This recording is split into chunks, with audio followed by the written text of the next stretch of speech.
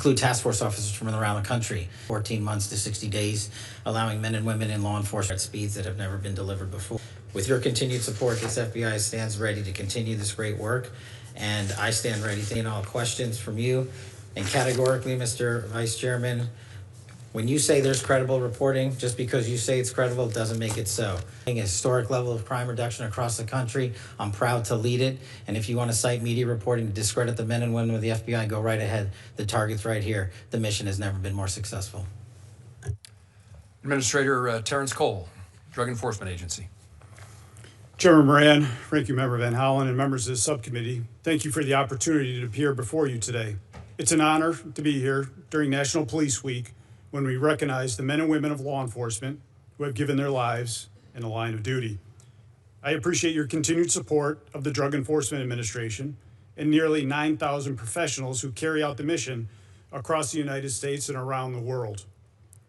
As a law enforcement veteran of more than 30 years, I come before you with a straightforward message. The threat we face today is unlike anything we've seen before. The DEA's mission has never been more urgent. Fentanyl continues to kill Americans at alarming rates. It's not just another drug threat, it's a weapon of mass destruction. Measured in American lives lost every day, it's produced and distributed by transnational criminal organizations that have industrialized death for profit. The Sinaloa and Jalisco New Generation cartels, now designated foreign terrorist organizations, are driving this crisis. They operate as a global enterprise. They use sophisticated supply chains, financial networks, and technology to move poison into our communities. They are well-funded, highly adaptive, and relentless. We have to be just as relentless in our response, and DEA is leading the fight. We're taking the fight directly to these organizations with aggressive, intelligence-driven enforcement. Our focus is clear: target leadership, break their command and control, disrupt supply chains, hold accountable those who profit from the addiction and death, including the global networks that supply precursor chemicals to make fentanyl production possible. And we are delivering results. In one recent coordinated surge, DEA and our partners made more than 600 arrests. We seized hundreds of kilograms of fentanyl, multi-ton quantities of cocaine and meth, hundreds of firearms, and more than $11 million in U.S. currency. Across our fentanyl operations, we've made thousands of arrests tied to trafficking networks, seized millions of fentanyl pills, removed hundreds of kilograms of fentanyl powder from circulation. Those numbers translate directly into lives saved. We're also seeing an impact at our community level. In one city alone, targeted operations with our partners led to the reduction in violent crime of more than 1/3, and a significant amount of drugs and firearms taken off the streets. Drug trafficking drives violence. When we dismantle these networks, we're not just removing drugs, we're making communities safer. We're also focused on the financial side of this fight. We're going after the money, including the use of cryptocurrency and other tools that these organizations rely on to move and hide profits. Our reach is both global and local. DEA operates in 82 offices across 62 countries and maintains a presence of 26 field divisions with more than 200 offices here at home. This allows us to attack the problem from source to the street. We do this work with discipline and accountability. DEA's workforce is a driven agency. We have nearly 9,000 employees on board against an authorized level of nearly 9,700 employees. That includes just over 4,000 special agents on board compared to nearly 4,800 authorized. We prioritize putting people where they have the greatest impact, on the front lines. We're also careful stewards of the taxpayers' resources. More than 80% of our budget supports mandatory costs like salaries. Only a small portion is available for operational work. That means every operational dollar has to count, and it does. We prioritize keeping agents in the field, focus our resources on action that dismantles organizations and removes drugs from our community. We measure success by impact. Networks disrupted, communities protected, lives saved. The president's budget reflects confidence in that approach. It supports DEA's mission, our results in our stewardship of resources entrusted to us. At the same time, the threat continues to evolve. These organizations move fast. They exploit global supply chains, digital platforms, and financial systems. To keep the pace, DEA has to strengthen its capacity in intelligence, data, and technology. This means giving our agents and analysts the tools to connect information, identify networks, and act quickly. It means improving how we share intelligence with federal, state, local, tribal, and international partners. And it means making sure our workforce has what it needs to do the job. This is about enabling investigators to get out from behind the desk and onto the streets where they have the greatest impact. Our mission is simple: protect Americans and save American lives.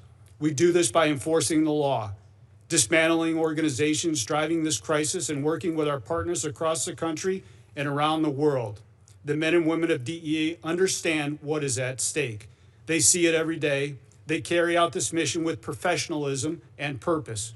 With your continued support, we will stay on the offensive.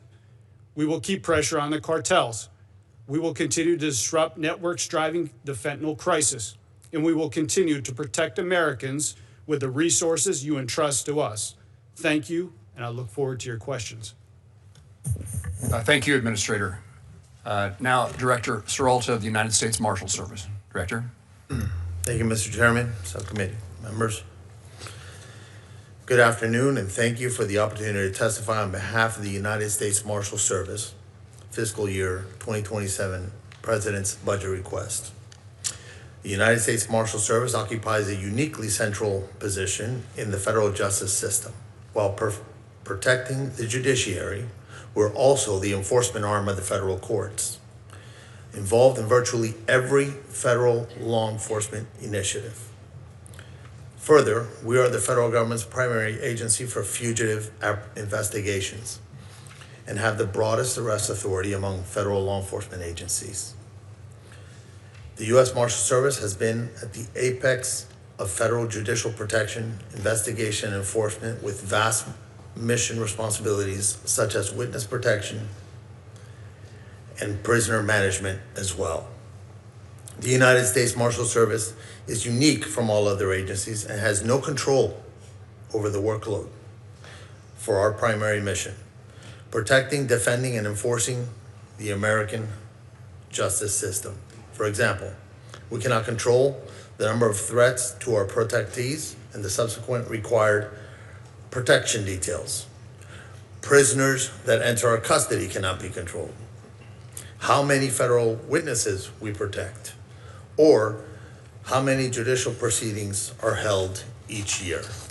We're excited to work with you in advancing the United States Marshals Service forward in fiscal year 2027. This will require increases in personal equipment for critical safety needs.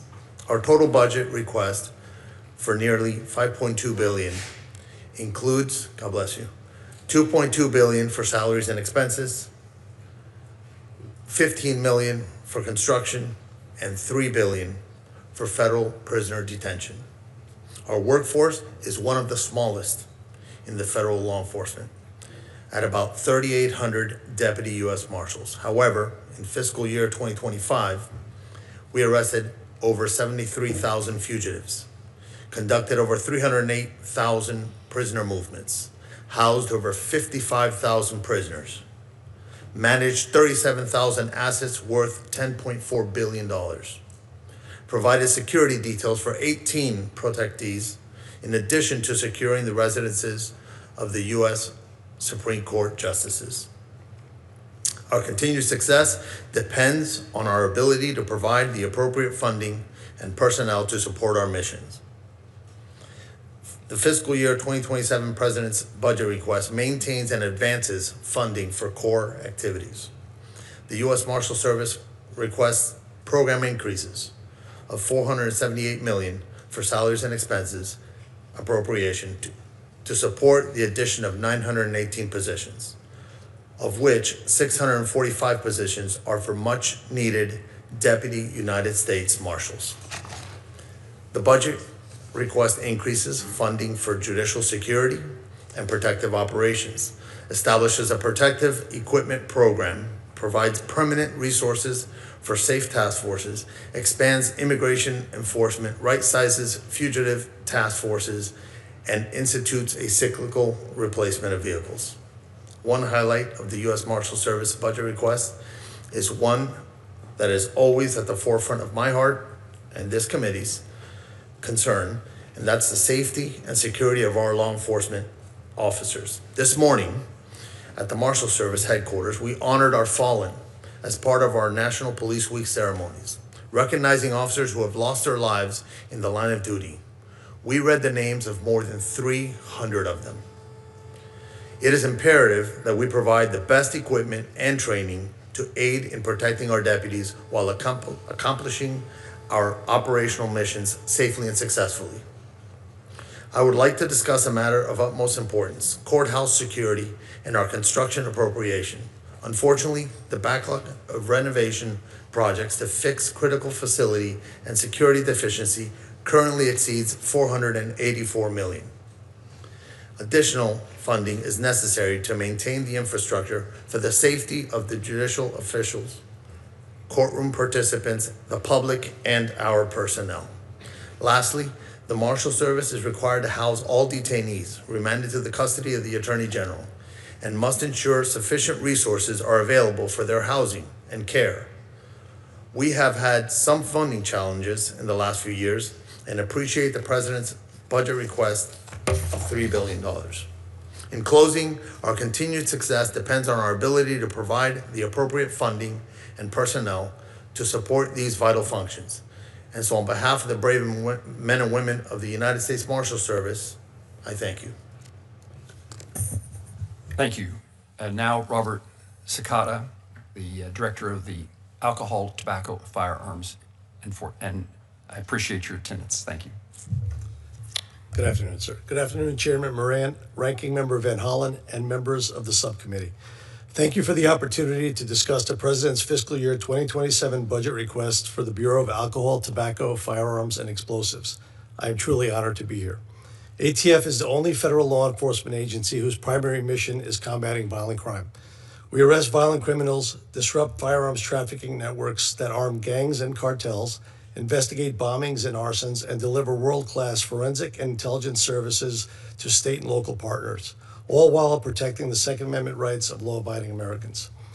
We are a small federal agency with roughly 4,600 employees, but we are mighty. Our actions speak for themselves. Since January 20th, 2025, ATF has arrested over 8,700 criminals and seized nearly 44,000 firearms. Approximately 5,100 were interdicted before they were trafficked into Mexico. Just over 2.7 million rounds of ammunition and more than 28,300 illegal explosives were also interdicted and seized as evidence. ATF also investigated more than 3,500 arson and explosives incidents and deployed the National Response Team to 22 callouts, including the Palisades wildfire in California.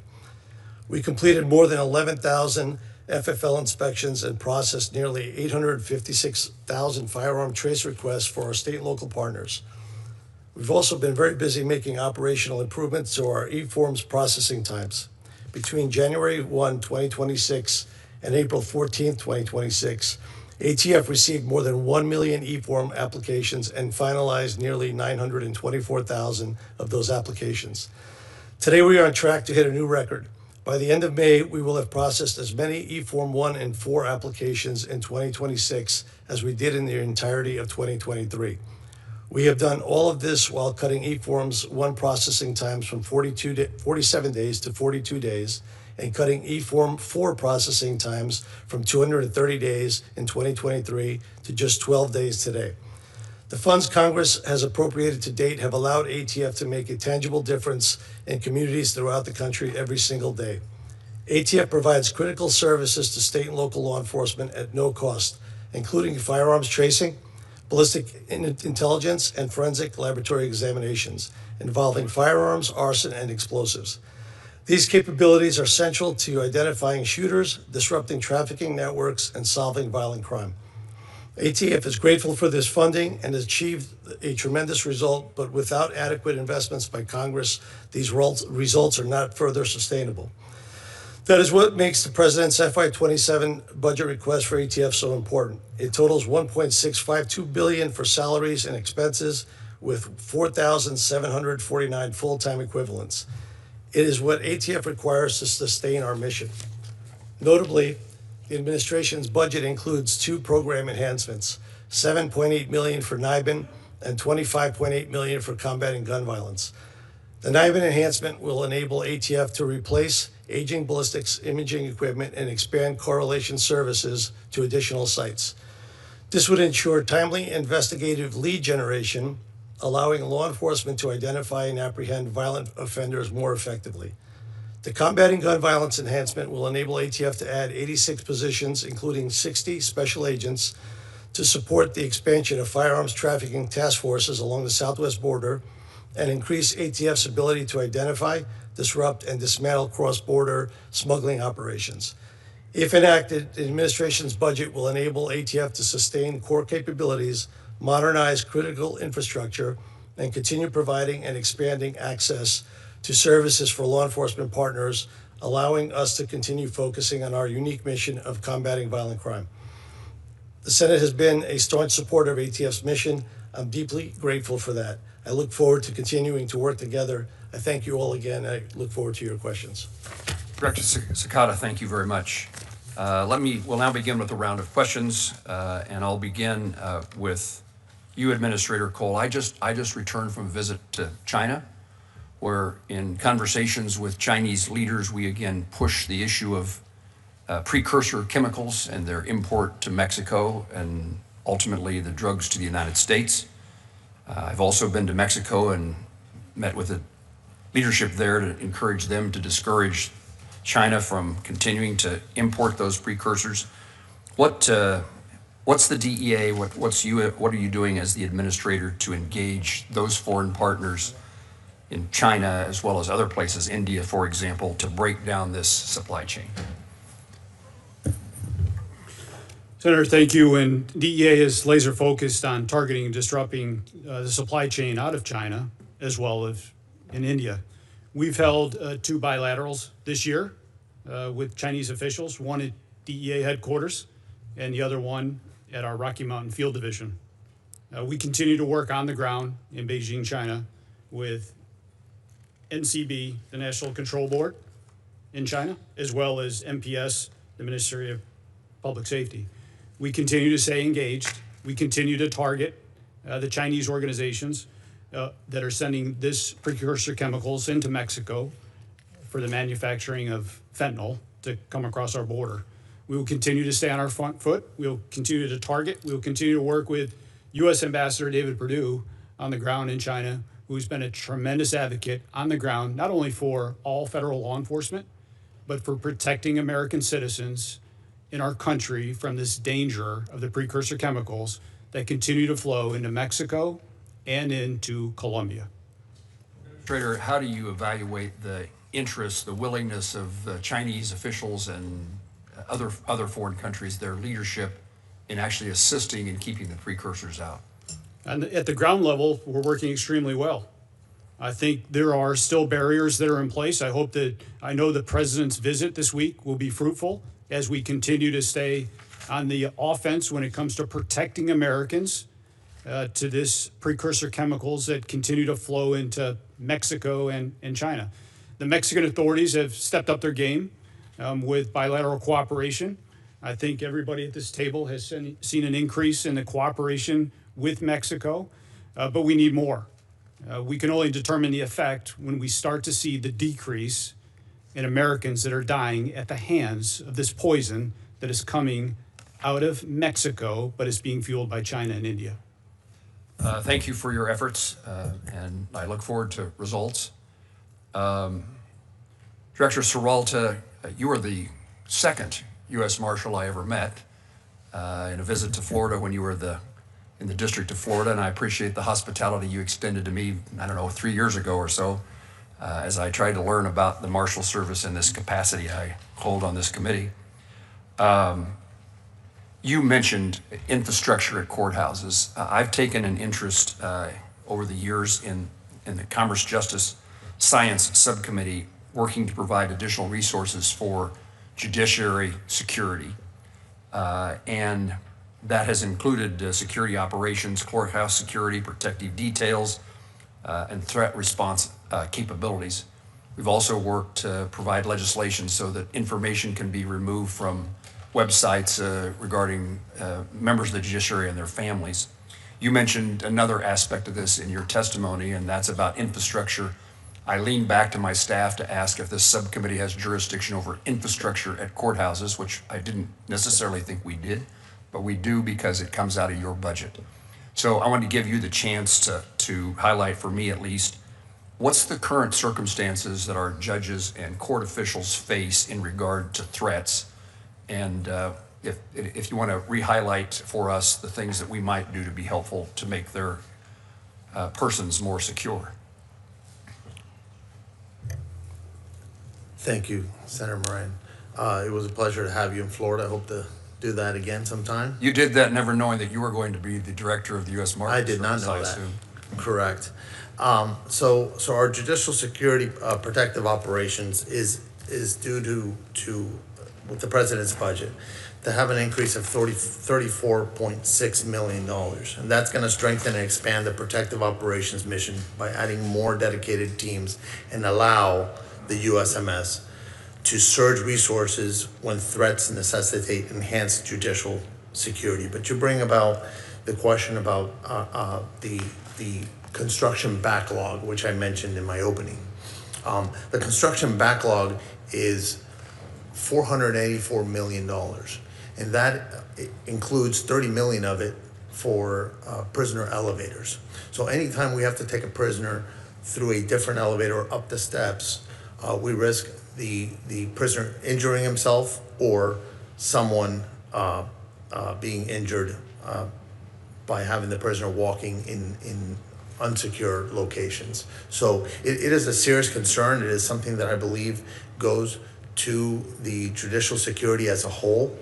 The Marshal Service mitigates and we triage what areas we work with first with the input of the judiciary. You would take just one more minute before I turn to Senator Van Hollen. What threats, what's the significance of the threats members of the judiciary and their court officers face today? Is it changing? So for the last several years, there's been an increase in threats. Any threat that is a viable threat to a judge, to us, is serious business. It's something that we will investigate and arrest individuals and seek prosecution on. So there has been an increase in threats. It's been over the past several years, and it's fueled primarily by social media, where folks can be brave on the internet, yet when we go meet up with them, they're not so brave. Thank you. Senator Van Hollen. Thank you. Director Cekada, you hold a position of public trust. You agree that you should lead by example and be held to at least the same standard of conduct as you expect of ATF agents. Yes, sir. And would you agree that if one of your agents was unable to perform his or her duties because of excessive drinking, you would need to take corrective action or disciplinary measures? Yes, sir. Director Serralta, same question for you with respect to the U.S. Marshal Service. Do you agree with the responses from Director Cekada? Ranking Member Van Hollen, that would be correct. I would do that after a thorough investigation by our internal affairs. Administrator Cole, same question to you with respect to the DEA. Yes, sir. I would echo what Rob and Gaddy have said.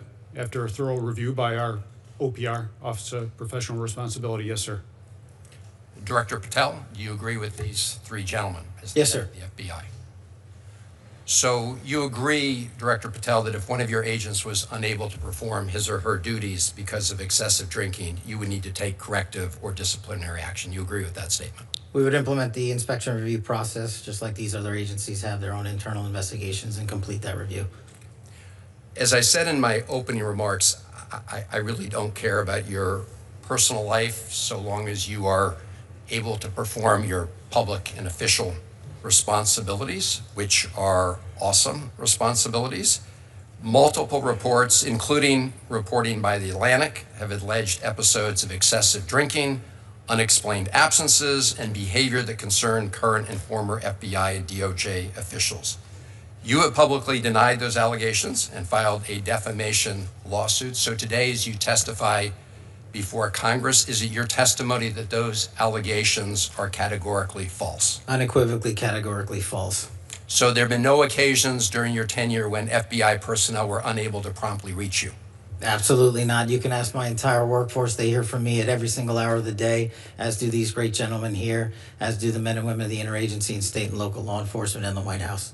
And so there have been no occasions when your security detail had difficulty waking or locating you, is that right?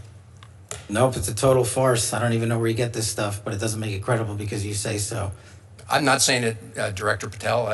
It's been written and documented. You are literally saying it. No, I'm saying that these are reports, Director Patel. No, And unlike I your will baseless say, reports, the Director only person Patel- that was slinging margaritas in El Salvador on the taxpayer dollar with a convicted gangbanging rapist was you. You know, the only person that ran up a Director $7,000 bar tab in Washington, D.C. at This the lobby bar suggests to me- was you. this so the only suggests individual to in this me that room the that has allegations been are drinking on true. taxpayer dime during Are the you day polygraphing? is you. Director Patel, come on. These are serious allegations that were made against you. They're The in a allegations lawsuit are that you false. filed. You drinking margaritas with a gangbanger Actually, is true and on it video. just goes to show you running a don't- $7,000 this goes- bar tab at the lobby bar Director Patel, has been filed by your own this office. goes to show- drink during the day. That's Chair- you. Mr. This is Chairman- the ultimate example of hypocrisy. Chairman- I will not be tarnished by baseless allegations let me and ask fraudulent questions. statements from the media. The fact that you mentioned that indicates you don't know what you are talking about. Now here, Director The only thing I Patel- know is you're the one drinking margaritas with felons. Actually, that's a false statement, and I'm asking you about your statements. I've answered that. And I'm asking you about a particular report. And It's it- not a your report. testimony is, so let me ask you this. Are you willing to take the test, that it's called the audit test, that members of our active duty military and others take to determine whether they have a drinking problem? I'll take any test you're willing to take. I will take it, Director Patel. I'll take it. You ready to take it? Let's go. Yes or no? Let's go. Side I'll by take it. side. I'll take it. All right. I think that the fact that you're so, have you ordered polygraph tests of members of your team to determine how that story came about?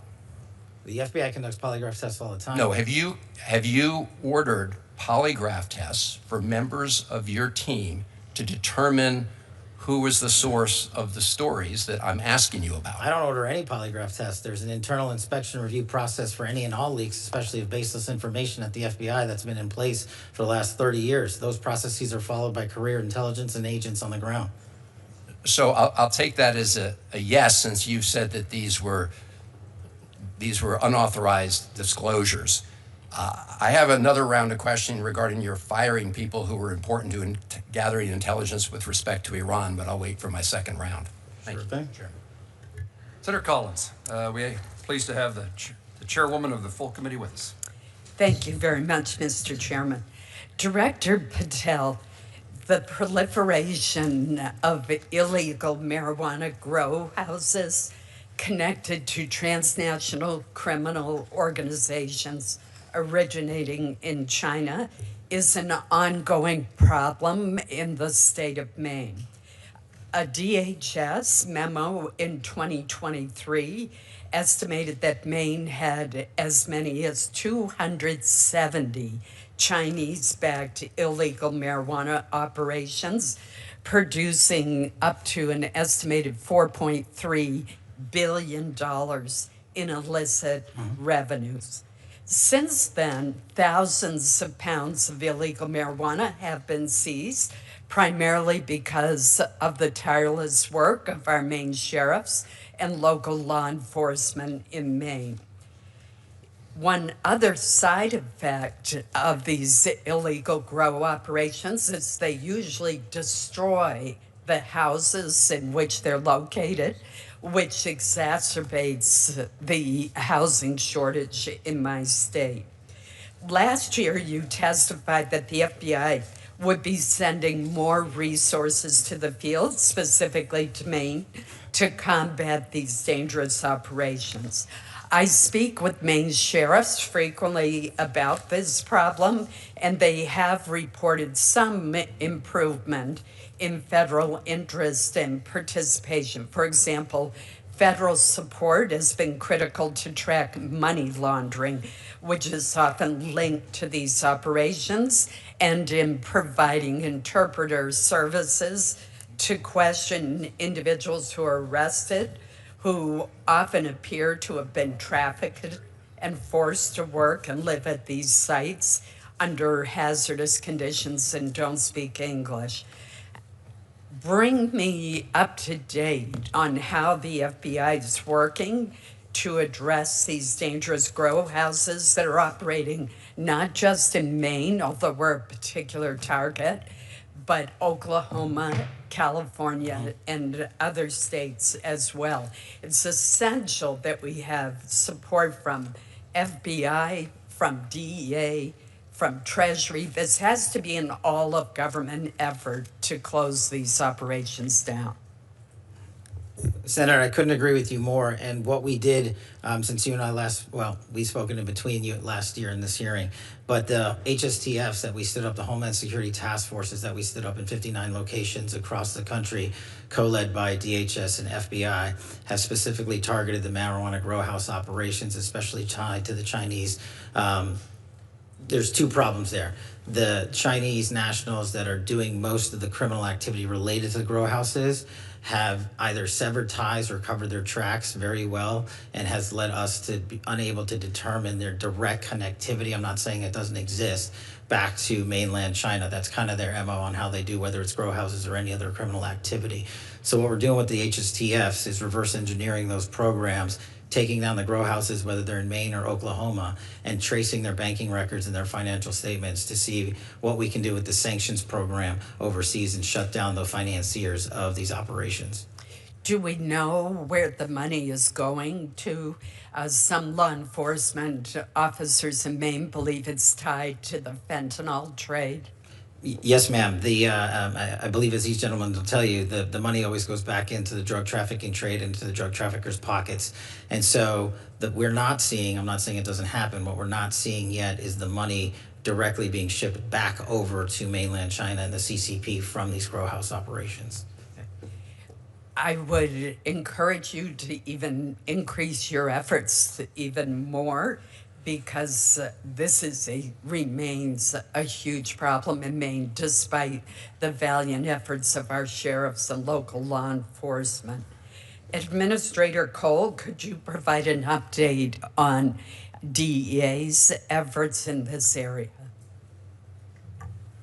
Yes, ma'am. Yes, Senator. And we continue to target those specific marijuana traffickers in Maine. As of recently, we had executed 44 search warrants in reference to Chinese underground marijuana houses, seized about 32,000 marijuana plants, over 500 pounds of marijuana. And as we continue to trace the Chinese underground banking system, where the funds are being fueled, as the Director Patel had said, they're often using crypto as the instantaneous transfer of wealth. And what that requires our skilled investigators to do is to pull those findings off the blockchain, but to specifically look at 1, 2, and 3 tiers removed to help identify exactly where those illicit gains are going to. We continue to stay on the offensive. Recently, with our Bangor, Maine office, we've identified up to 250 potential locations where this is occurring. So this is ongoing cooperation with our state, local, tribal partners and our federal partners, not only through our efforts, but the efforts of the Homeland Security Task Force that has come together. We will stay on the front foot. We will continue to target and investigate and bring them to justice. Unfortunately, they are embedded, which requires long-term, complex conspiracy work to continue to eradicate not only the poison of the narcotics, but the environmental dangers that they bring to these grow houses. So we will continue. We will keep you posted, Senator. My team is happy to follow up with your team to give you progress and update reports. Thank you. What I have found is a lot of time constituents who live near these houses know what's going on. I mean, all of a sudden, the windows are covered. They see people going in and out at odd hours. They can smell, in some cases, the marijuana. These are not the licensed operations that are legal in Maine. These individuals are not following any of the rules, and they are operating illegally and causing tremendous harm. The fact that your latest reporting shows that there's still 250 houses, and that's probably an underestimate, it shows how incredibly serious this problem is. And again, think of the affordable housing crisis in Maine, in Oklahoma, and other states. These are houses that become uninhabitable because of the amount of black mold that is usually inside of them. So I hope you will continue the task force effort, because this really requires an all-of-government approach. Thank you. Thank you, Mr. Chairman. Thank you, Senator Collins. Senator Shaheen. Thank you, Mr. Chairman, and thank you to each of our witnesses for being here today. Director Cole, I'd like to begin with you. And I'm very pleased that the New England Drug Lab, which is located in Londonderry, New Hampshire, has now opened, not officially, but soon. And it's soon going to start processing samples. But I am concerned about the staff capacity for that lab. And I understand it's going to take about 50 full-time personnel once it's fully staffed. And it's the 8th regional DEA lab. So can you tell me how many positions the DEA needs to fully staff all of its labs, and whether you have requested money in the budget to do that? Senator, thank you for your support of the DEA lab and the funding to go along with it. And we are happy to report on time and within budget. Right. Two things you often don't hear in government, but on time and within budget. We are looking forward to being the subject matter experts in building that capacity there. Chemists, fully on board. We are ready to go. We are currently hiring the fingerprint specialists that are going to be required, but we're committed to have that lab fully staffed to service the men and women of local, state, and tribal law enforcement as they continue to identify new synthetic strands of opioids that continue to arrive in the United States from Mexico that are being fueled by China. It's important to realize that as we continue to identify these strands and push out these PSAs, we have a recent PSA, public service announcement, that went out last week regarding 3 more strands of synthetic opioids. This Yes, lab is... we're seeing that in New Hampshire, and we're very concerned about it. But so you're comfortable that the money that you've requested in the budget would fully staff not just our lab in New England, but all of the other 7 labs? Yeah, so the great thing about DEA with the chemists, they are the highly fully staffed core series at DEA at almost 97%. We have a class in session right now of 17 more chemists coming on board. So I'm very confident that we are going to be staffing levels at 98, 99% Right. within the next few months. Yes, ma'am. Well, thank you. That's very good news for us, and the New Hampshire delegation is interested in being helpful in any way we can. Director Serralta, I know that you said that at the Marshal Service you can't really control much of the work that you have to do, that you have to handle whatever comes your way, but you can control what you request in your budget. And I noticed that your budget request increased funding of more than $152 million for immigration-related activities, but only, I think you said, $34 million to increase judicial security. And I am concerned that given the increase in criminal activity against our federal judges, that, as you point out, the threats to them are problematic. So can you talk about why the dramatic increase in immigration funding, but only, about a quarter of that to handle judicial security when that's a major aspect of the work that you all do? Thank you, Senator Shaheen. I appreciate that question. So our immigration ask for $152 million expands the USMS's participation in the Homeland Security task forces, whose mission is to disrupt transnational criminal organizations. It also provides funding to support the USMS's increased workload in our traditional missions. So the efforts of our immigration work as a nation are going to add to the cost of the Marshal Service's processes. I understand, but we've just passed billions of dollars for immigration activities and no additional funding in the Republican-passed reconciliation bills to address judicial security.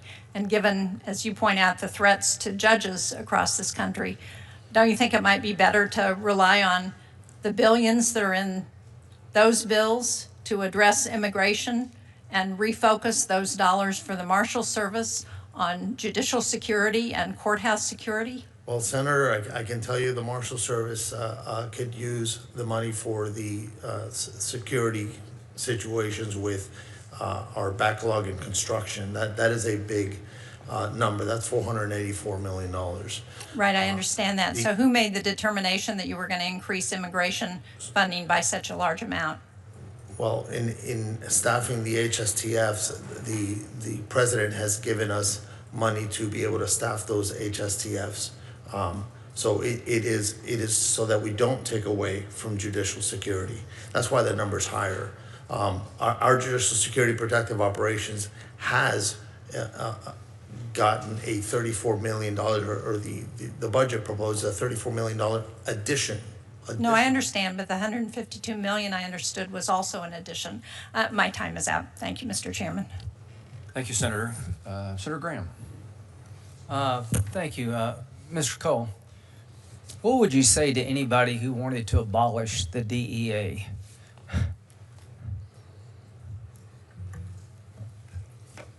Well, I would have them take a look at our direct workflow currently, where last year we seized close to 757 million fentanyl pills in the United States, close to $900 million in U.S. currency that came from drug traffickers.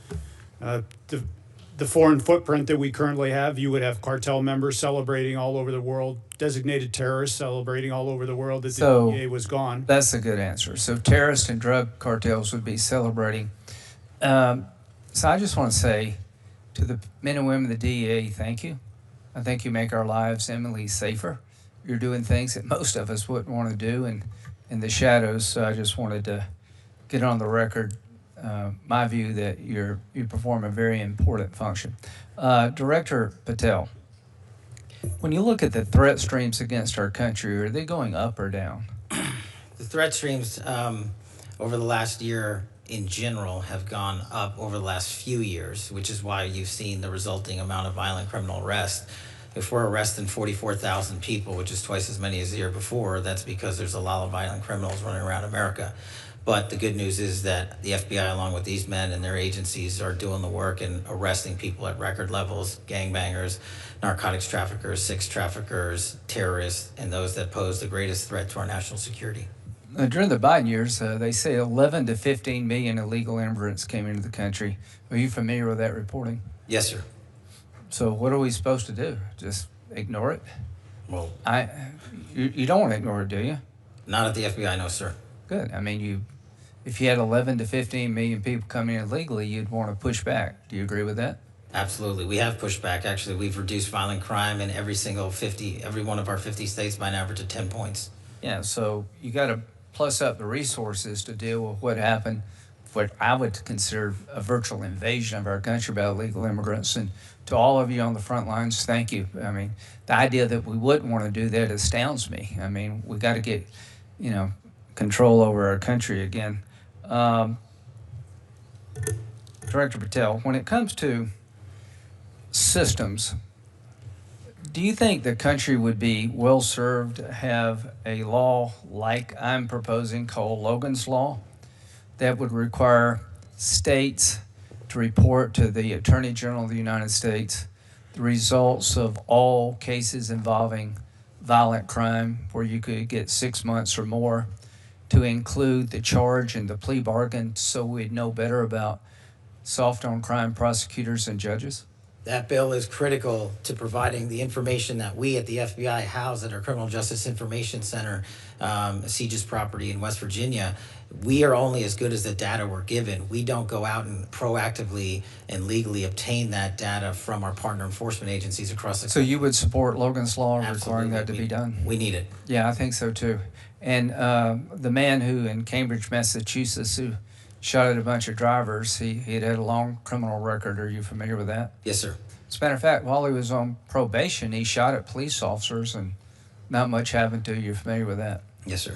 Do you agree we need to break the cycle of catch and release and looking the other way when it comes to violent crime in this country? I think catch and release is the #1 cause of recidivist violent crime in the history of the United States of America. Okay. When it comes to the FBI, how's morale? I'm sorry? How's your morale at the FBI? Morale has never been better. When I go across the country and I talk to the line agents and the intelligence analysts and professional staff, I travel around the country, I talk to our state and local partners, they tell me one thing resoundingly: we're finally going to do the work that we were asked to do with the resources that we needed to get the job done. And that's what this administration is focused on, and that's why you're seeing the results that we talked about. Mr. Cole, do you think we're seeing dividends from your focus on illegal drugs and cartels and all the above? Absolutely, Senator, and we will stay on the offensive, whether it's taking Nicolas Maduro out of Venezuela or capturing the next Chapo or helping coordinate the next Mencho operation. We will continue to target those foreign terrorists that are killing Americans. Do you agree that the Maduro operation not only was flawless, it sent a new message that a new sheriff's in town and created deterrence we haven't had before? I think it sent one great message to everybody in the Western Hemisphere and the dictators and foreign terrorists around the world that they will be held accountable for sending this poison to the U.S. Thank you all very much. Senator Coons. Thank you. Thank you, Madam Chair. Thank you, Chair Moran, Ranking Member Van Hollen, Senator Murkowski, and I appreciate each of our witnesses for being here today. During National Police Week, I just wanted to express my particular appreciation for the men and women of each of your agencies. When I was county executive, I was responsible for the second largest law enforcement agency in our state, and our partnerships with Marshals, ATF, DEA, FBI, and many other elements of federal law enforcement were really critical to our investigations and working to advance security in my home community. In just the last few months, the Newcastle County Police have worked with the FBI to arrest a suspect who had both plans and weapons to carry out a mass shooting at the University of Delaware. Worked with DEA to investigate methamphetamine distributors. Worked with the Marshals Service to arrest a suspect with a warrant out for attempted murder. These are just a few brief examples. I have other topics to get to, but if each of you could just briefly tell me, what are your plans for strengthening your partnerships with local law enforcement, and what more do you need from Congress to execute on those plans? Director Patel. Thank you, Senator. One thing we always need more of is data from state and local. Anything we can do from a legislative perspective at the federal state level to get us that data so we can ingest the data and get it back out to our partners, that's critical. What we're doing to expand specifically at the FBI, for the first time ever, we stood up our LEPIC, our Law Enforcement Partner Engagement Council. So I didn't want to just hear from police officers from around the country by email and phone call. I embedded 10 officers and sheriffs and tribal officers permanently at the FBI because they're the best connected. And so for us, that's the best way forward, along with getting out into the field and making sure our field partners see and feel us and touch us and tell us what their problems are. Thank you, Director. Senator, more connectivity to our state, local, and tribal partners is the utmost importance at DEA. Due with the significant change in the landscape with synthetic opioids, with more methamphetamine pills coming in, more cocaine coming in, it's important that those state and local counterparts, the men and women that are on the front lines every single day, have the same intelligence and the same information that the DEA does. Part of this is coming from our capacity to build foreign partnerships. The amount of foreign partnerships and people we have downrange in Mexico and Colombia, that intel is critical to the beat officer that's working in rural areas. So we have to continue to be better partners, continue to be more engaged, and respond when they call for help to address violent criminal activity. Director Serralta, I'm going to interrupt myself. I appreciate the work that you and the Marshals Service do to keep federal judges safe, but there's thousands of state and local judges who don't have the same intelligence network, the same resources. I'm proud to co-sponsor a bill with Senator John Cornyn that would create a new state judicial threat intelligence and resource center. It would provide security assessments for local courts and help local law enforcement make assessments about how to keep judges' homes safe and how to keep court personnel safe. It's passed the Senate unanimously. Do you have any opinion about whether or not the House should take it up and whether or not partnering with state and local court systems would help advance judicial security in this country? Senator, thank you. Thank you for your work on that. My opinion will be is that any judge that we can keep safe, whether they be in state or the federal bench, we should keep safe. To that end, I'll tell you, judges make decisions that are life-changing, sometimes to themselves. So 50% of the time, someone is upset with the judge's decision, right? Yep. Whether they win or lose. And that's something that we need to keep in mind. The justices, judges, the judiciary are the pillars of our country. I look forward to working with you on protecting and promoting judicial security. Director Patel, reauthorization of Section 702 is something I've previously grappled with, but we've not heard at all from officials from the FBI or the other intelligence agencies testifying about the proposed 18-month clean extension. Were you invited by Chairman Grassley to testify before our committee about Section 702?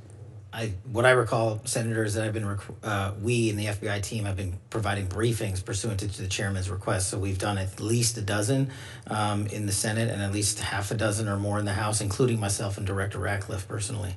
Okay, I have not participated in or benefited from any of those briefings, and doing oversight on the reforms that were put in place and how closely they're being followed is critical to my concluding whether or not I'll vote for an extension. Director, I have to ask you one last question. You attended the Olympics in Milan. How much did your trip cost, and to what extent did that help you carry out your mission as director of the FBI? I greatly appreciate the question, Senator. As you know, the FBI and DHS are responsible for the security of the Olympics, the World Cup, the F1, the Super Bowl, and everything else. We had 250,000 Americans travel to Milan. We're proud that we stood up our jock there and had 0 major security incidents involving American citizens. And what we did was we purposely planned that trip around the Olympics because, as I mentioned in my opening, the top cyber criminal from the CCP was housed in Italian custody. While there, we were able to work an agreement, an arrangement to have that individual expelled from Italy instead of going back to China, like has so often happened in places like Serbia. Mm-hmm. And so we accomplished that mission, and we kept it quiet, and that individual was returned to America 2 weeks ago. I was concerned that just before we went to war with Iran, a whole group of FBI agents were terminated, about 10, who were reportedly analysts with expertise in handling Iranian counterterrorism, fluent in Farsi, long experienced. I know there's ongoing litigation, but have you replaced them? Was there a reason for their dismissal? Do we have the capabilities we need to protect the United States while there's an ongoing war in Iran? The public reporting as to the reasons for their dismissal I found deeply troubling. Well, as I've addressed earlier, I don't believe the public reporting is accurate. What we did do for the first time in FBI history is stand up the Iran Threats Mission Center that is housed inside the FBI with our Iran experts, including intelligence and analysts and agents, and we have seen a 47% increase in the arrest of Iranian spies. Do you disagree that there were 10 Iran specialists dismissed right before the war began? Yes. Senator Haggerty. Thank you, and I want to thank all of you here today to testify, and particularly I want to thank your staffs for what they do for our nation, and more importantly, I want to thank you from the people of Tennessee, specifically what you've done for the people of Memphis. Just very, very much appreciate your efforts. I'd like to talk with you all about how this administration is making Americans safer and how it's demonstrated its capacity through its transformative impact on crime and a great city, Memphis, Tennessee. Memphis boasts a rich cultural history, wonderful people, and community leaders that are dedicated to their city. It's a hub for major logistics and medical device manufacturing, and it's now also home to advanced technologies like XAI. But it's been troubled by serious violent crime. Director Patel, I remember in December of 2024, we had a conversation about how Memphis needed an all-hands approach to deal with this situation. And I asked you at that point, when you were contemplating coming in to run the FBI, if we could get help from the world's most sophisticated law enforcement agency to revitalize the city of Memphis. And you were overwhelmingly supportive of that, and I can't tell you how much I appreciate it. In fact, I was so honored to host you in the spring of 2025 in Tennessee as we let unfold the plan that would actually help rescue Memphis. And it later became the Memphis Safe Task Force, but it started out under the radar with the efforts that you put in place. And I thought I would just get you to expand for the benefit of this committee, the efforts of the task force, how it was ultimately supported and how it laid the blueprint for, again, becoming the Memphis Safe Task Force that we've seen today. Well, you're absolutely right, Senator. It was an interagency lift by the task force that's led by these gentlemen here on this committee, working relentlessly to safeguard not just Memphis, but places like Washington. But I thank you for highlighting the FBI's work. Before the task force was stood up, the FBI launched Operation Viper and Operation Summer Heat. And what we did is launch and deploy and surge assets across the state of Tennessee, but specifically in Memphis, to cripple the localized street gangs, the firearms capabilities, and drug trades that were just everywhere. And for those that don't know, I know you know it, Memphis had the highest per capita homicide rate in the country. And now we've reduced that by, I think, 54%. Yeah. So what we did was we set the ground. We set this phase 01 operations with the FBI on the ground. And thanks to the brilliant leadership of Director Serralta and the President's task force, we completed that mission. We're doing Operation Viper in 24 separate states because we want to replicate what we did in Tennessee to everywhere else. And so we're welcome to partner up with anyone that wants to replicate that. I applaud that. I'd just like to say, though, I've seen the great success, and I know more to come, but to make certain that it's permanent, Director Patel, I want to make certain that you've got the resources and the flexibility that you need from this committee to make that happen. Anything that you'd like to advise us that you'd like to see to achieve that objective? Well, thanks to you and the leadership in Tennessee, we just opened up our new office in Memphis to permanently assure the citizens of Tennessee that we're not going anywhere. And the budget request enhancements that we've put in place will allow us to hire the agents that we need to fill those billets across the country. Yeah, that's a nice reversal from previous policy. Thank you. And thanks for all of the effort. Director Serralta, I'd like to turn to you. Certainly things didn't stop with the FBI's crime task force. That effort laid the groundwork for the president to issue an executive order establishing Memphis Safe. Director, given your direct involvement, can you walk me through the results of Memphis Safe Task Force from your perspective and where you see it going from here? Thank you, Senator. Thanks to your support and that of your colleagues and local government there as well. It's been highly successful. So the president's decisive action in Memphis proves that when federal government partners with local government leaders, we can turn the tide against failed experiments in criminal justice reform and make America safe again. Since launching on August 1st, 2025, and as of April 30th, 2026, I am pleased to report that the operation has yielded 8,701 total arrests by federal officers, averaging 40 per day, including 64 for homicide, 957 for narcotics, and 791 for firearms violations. We've seized 1,426 illegal firearms in Memphis alone, an average of 6 per day. That could have fueled more shootings, assaults, or worse in that city. I'm looking actually at one of the records. We had a daily report on this, and I would commend this to my colleagues. This is amazing work that you're doing. Thank you, Director. I hate to cut you short, but I just would like to ask you one other question. It's a glaring example to me when you have cooperation from a state, from a city, what can happen, and the results that you just went through, dramatic improvement. Rather than calling our law enforcement Gestapo like we've heard in some other parts of America, we've embraced the help, and the results have been dramatic. And I'd just like you to share with us the response that you've received from the people of Memphis. So it's 31 agencies working together. That includes state and local and federal. And the operation has had significant positive impact on the lives of the Memphis residents. The city residents and visitors are now visiting the downtown area. Local businesses are rallying back. There's been large-scale public events have also shown improved safety outcomes.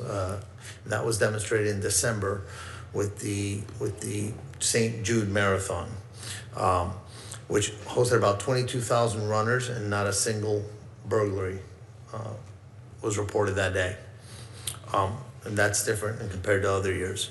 Perhaps the most telling is one of our special assistant United States attorneys recently reported that a traveling emergency room doctor expresses appreciation for what the task force has done.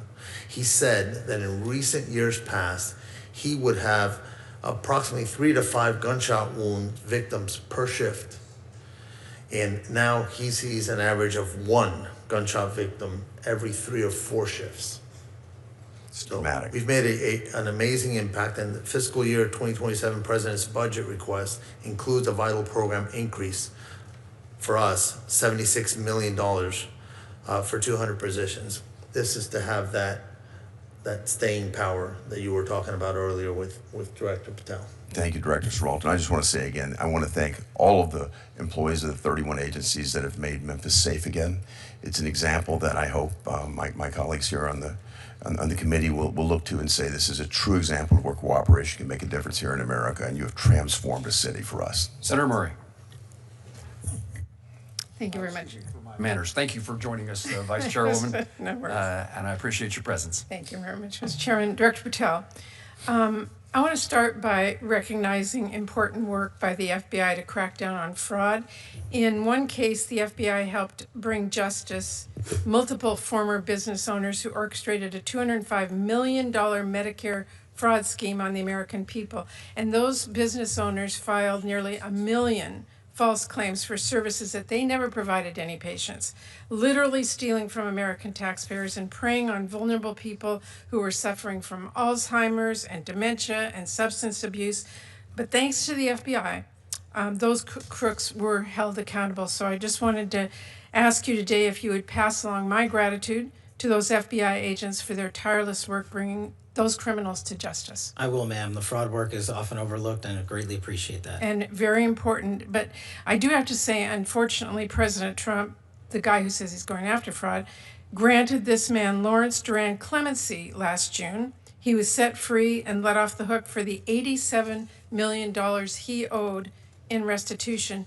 And Trump granted clemency to Duran's business partner last February, cutting well short her 35-year prison term. He literally undid the important justice work the FBI served and let fraudsters off the hook, and I find that deeply disturbing. With that, I want to say, I want to take a moment to reiterate the important role of DOJ law enforcement in keeping all of us safe. Those agents and deputy marshals are absolutely critical to making sure public safety and solving crime. But I worry that instead of pursuing these child abusers or terrorists or drug traffickers or other criminals, you have our agents spending time carrying out Stephen Miller's mass deportation agenda and harassing families and children.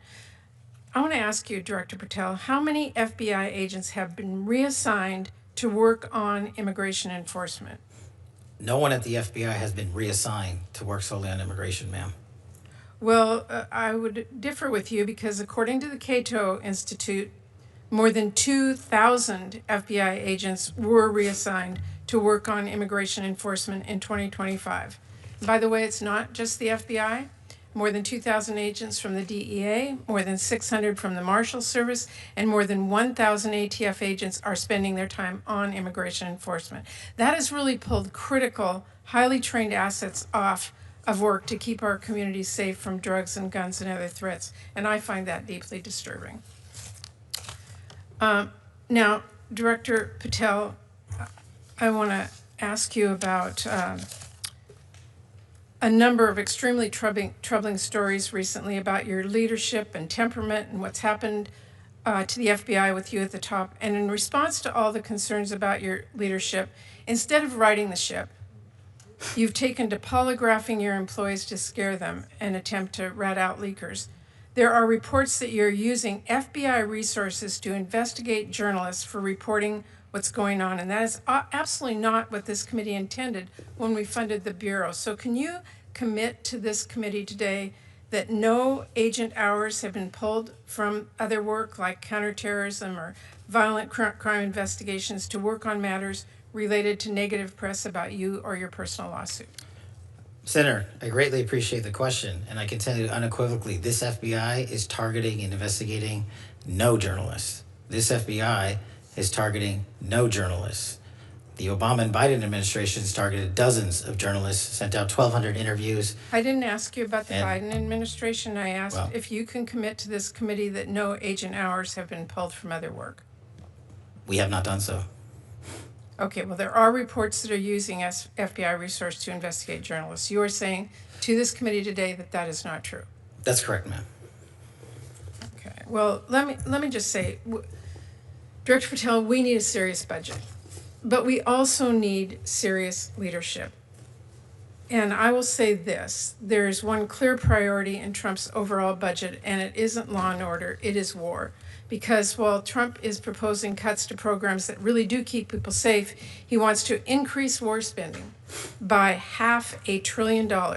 And I don't need to tell anyone here we are not going to bomb our way to safer communities. So I intend to help rip that budget up and write bills that keep families safe. But beyond that budget, we need serious leadership at the FBI that the American people can trust. And I am deeply concerned about the reports that your leadership has not been serious. We need somebody at this agency who's focused on solving criminal cases, not passing out branded bourbon or jetting around the globe. Your job is to be reachable. And I know Senator Van Hollen asked you about this, but I gotta say, if you wanna pass out liquor or pop bottles in a locker room, stick to podcasting, leave law and order to people who really do care about justice and appearances. That is really critical. And it's what I am really deeply concerned about, and so are many people. Thank you, Mr. Chairman. Can I respond? This is what real leadership looks like at the FBI.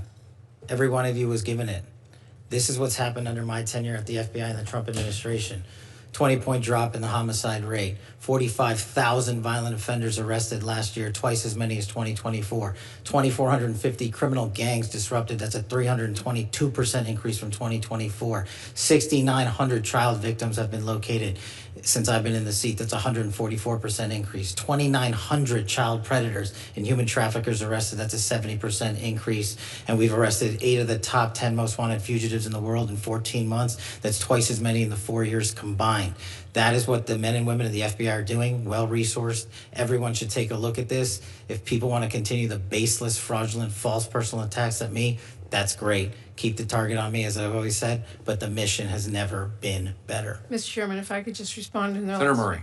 I appreciate the work of our FBI agents, but leadership, serious leadership, is a concern. And we are seeing the pictures of passing out branded bourbon and what happened at the Olympics, and jetting around the globe and all of the rest of it. And that, I will say again, Mr. Chairman, is of deep concern to me. Thank you, Mr. Chairman. Thank you. Senator Fisher. Thank you, Mr. Chairman, and thank you, gentlemen, for being here today. I'd like to begin with the agency that you lead, Director Patel. Over the past decade or so, the FBI has come under intense and justified scrutiny for perceived and actual misuse of agency personnel and resources for political objectives. Director Patel, what steps have you taken to refocus the Bureau to its core missions of counterterrorism and counterintelligence on federal law enforcement and on criminal justice? Thank you, Senator. I think the weaponization of law enforcement that you spoke of was caused by the centralization of the FBI in the National Capital Region. What I mean by that is, before I got in the seat, over 1/3 of the entire FBI workforce was located in the National Capital Region. When I got here, I put 1,000 agents into the field permanently. Every single state got more agents than they've ever had. Behind that, I sent 300 intelligence analysts into the field permanently. Behind that, I sent 500 support staff and program managers into the field permanently, and that's only CONUS. We've also expanded our overseas footprint. So decentralizing the bureaucracy of Washington, removing the red tape in the bureaucracy, putting agents in the field in Nebraska and everywhere else is how we're getting the mission done. And no one at this FBI is allowed to politicize or weaponize law enforcement. If you do, you don't get to work there anymore. Thank you. We all know that our country faces mounting and increasingly complex threats to our homeland from foreign adversaries and domestic operatives who are acting on behalf of these malign foreign interests. These adversaries have seized on several recent global conflicts to try and undermine America's geopolitical interests by sowing fear and dissension here at home. The FBI is tasked with investigating foreign and domestic threats to the United States. Director, can you tell us, how is the Bureau coordinating with other federal, state, and local law enforcement agencies, other members of the intelligence community, and the military to monitor and mitigate threats to our homeland? What we've done specifically with the Homeland Security Task Force in 59 separate locations is bring in every single agency into one roof and centralize the collected intelligence that they all piece together with their state and local partners. That's critical to the mission set. We've also done things like stand up the C4, the Counter Coordination Fusion Cell in Southwest Arizona, specifically targeting the drug trade with embedded DOD on a DOD facility, on DOW facility. So we're leveraging all capabilities across the board. Our CI and CT work could not be stronger. We have 2,000 terrorism cases at the FBI. Our CI work has expanded, not gone down. As I've said, we've arrested 44% more espionage actors from China, Russia, and the DPRK and Iran alone.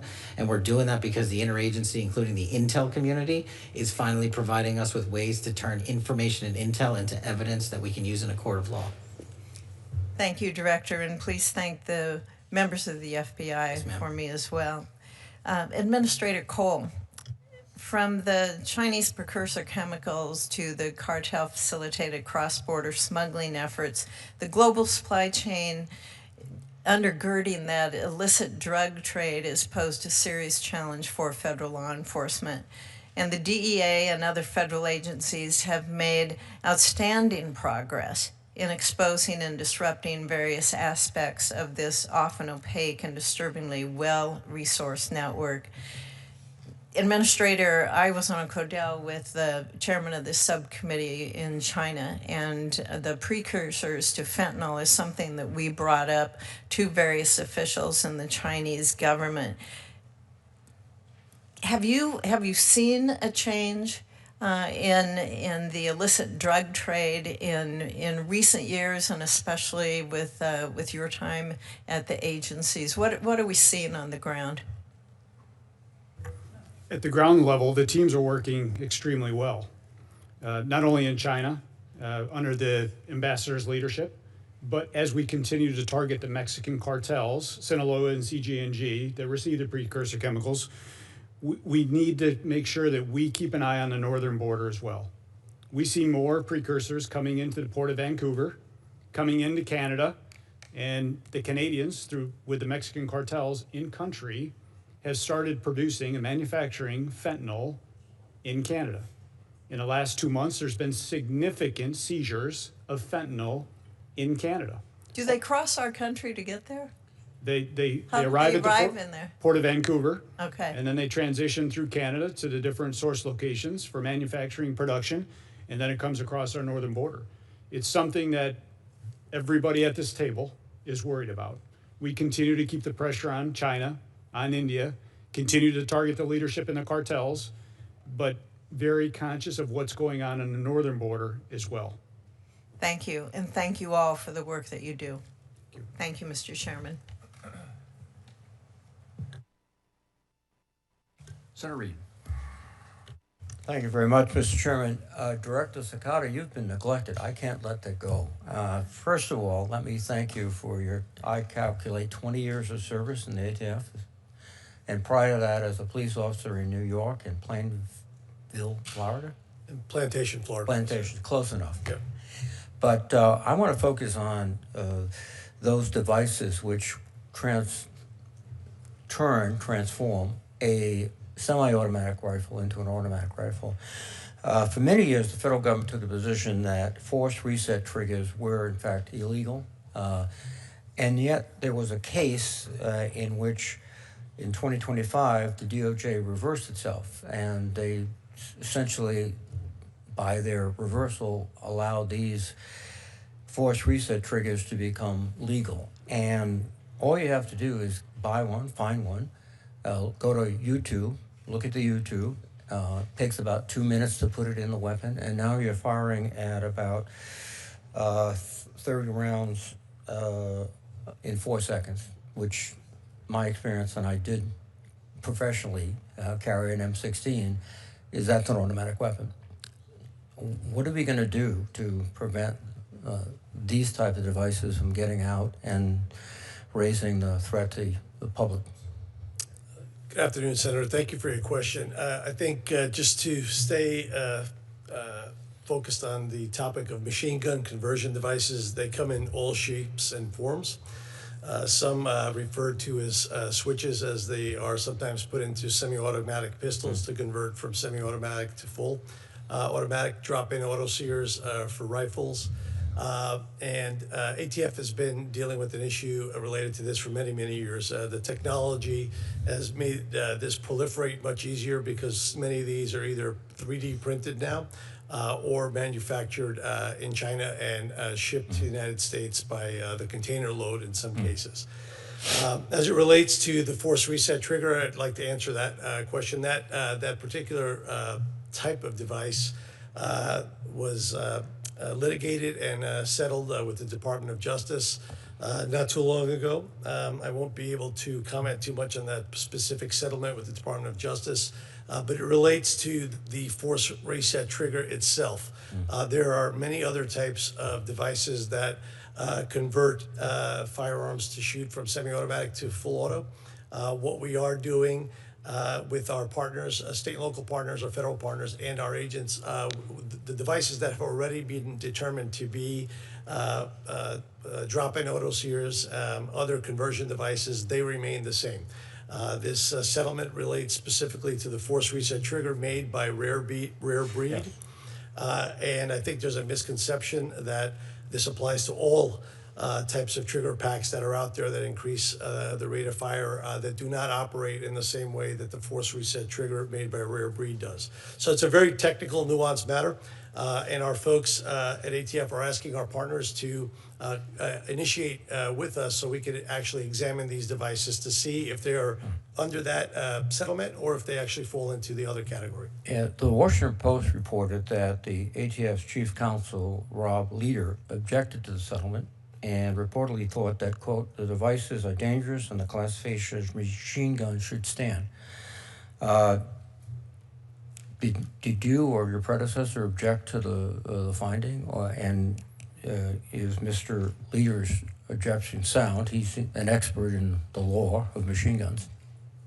Yeah, I think, sir, that this is a matter that Mr. Leiter found to be a very technically nuanced issue in the way that trigger operates. It's a little bit challenging to explain here in this room, but I think if we were able to demonstrate the way they operate as compared to a switch like a drop-in auto sear, there's a clear difference, and I think that's where we found room for the settlement that Mr. Leader participated in. I would suggest that you're looking at the wrong criteria, in my view, based on, again, carrying an M16.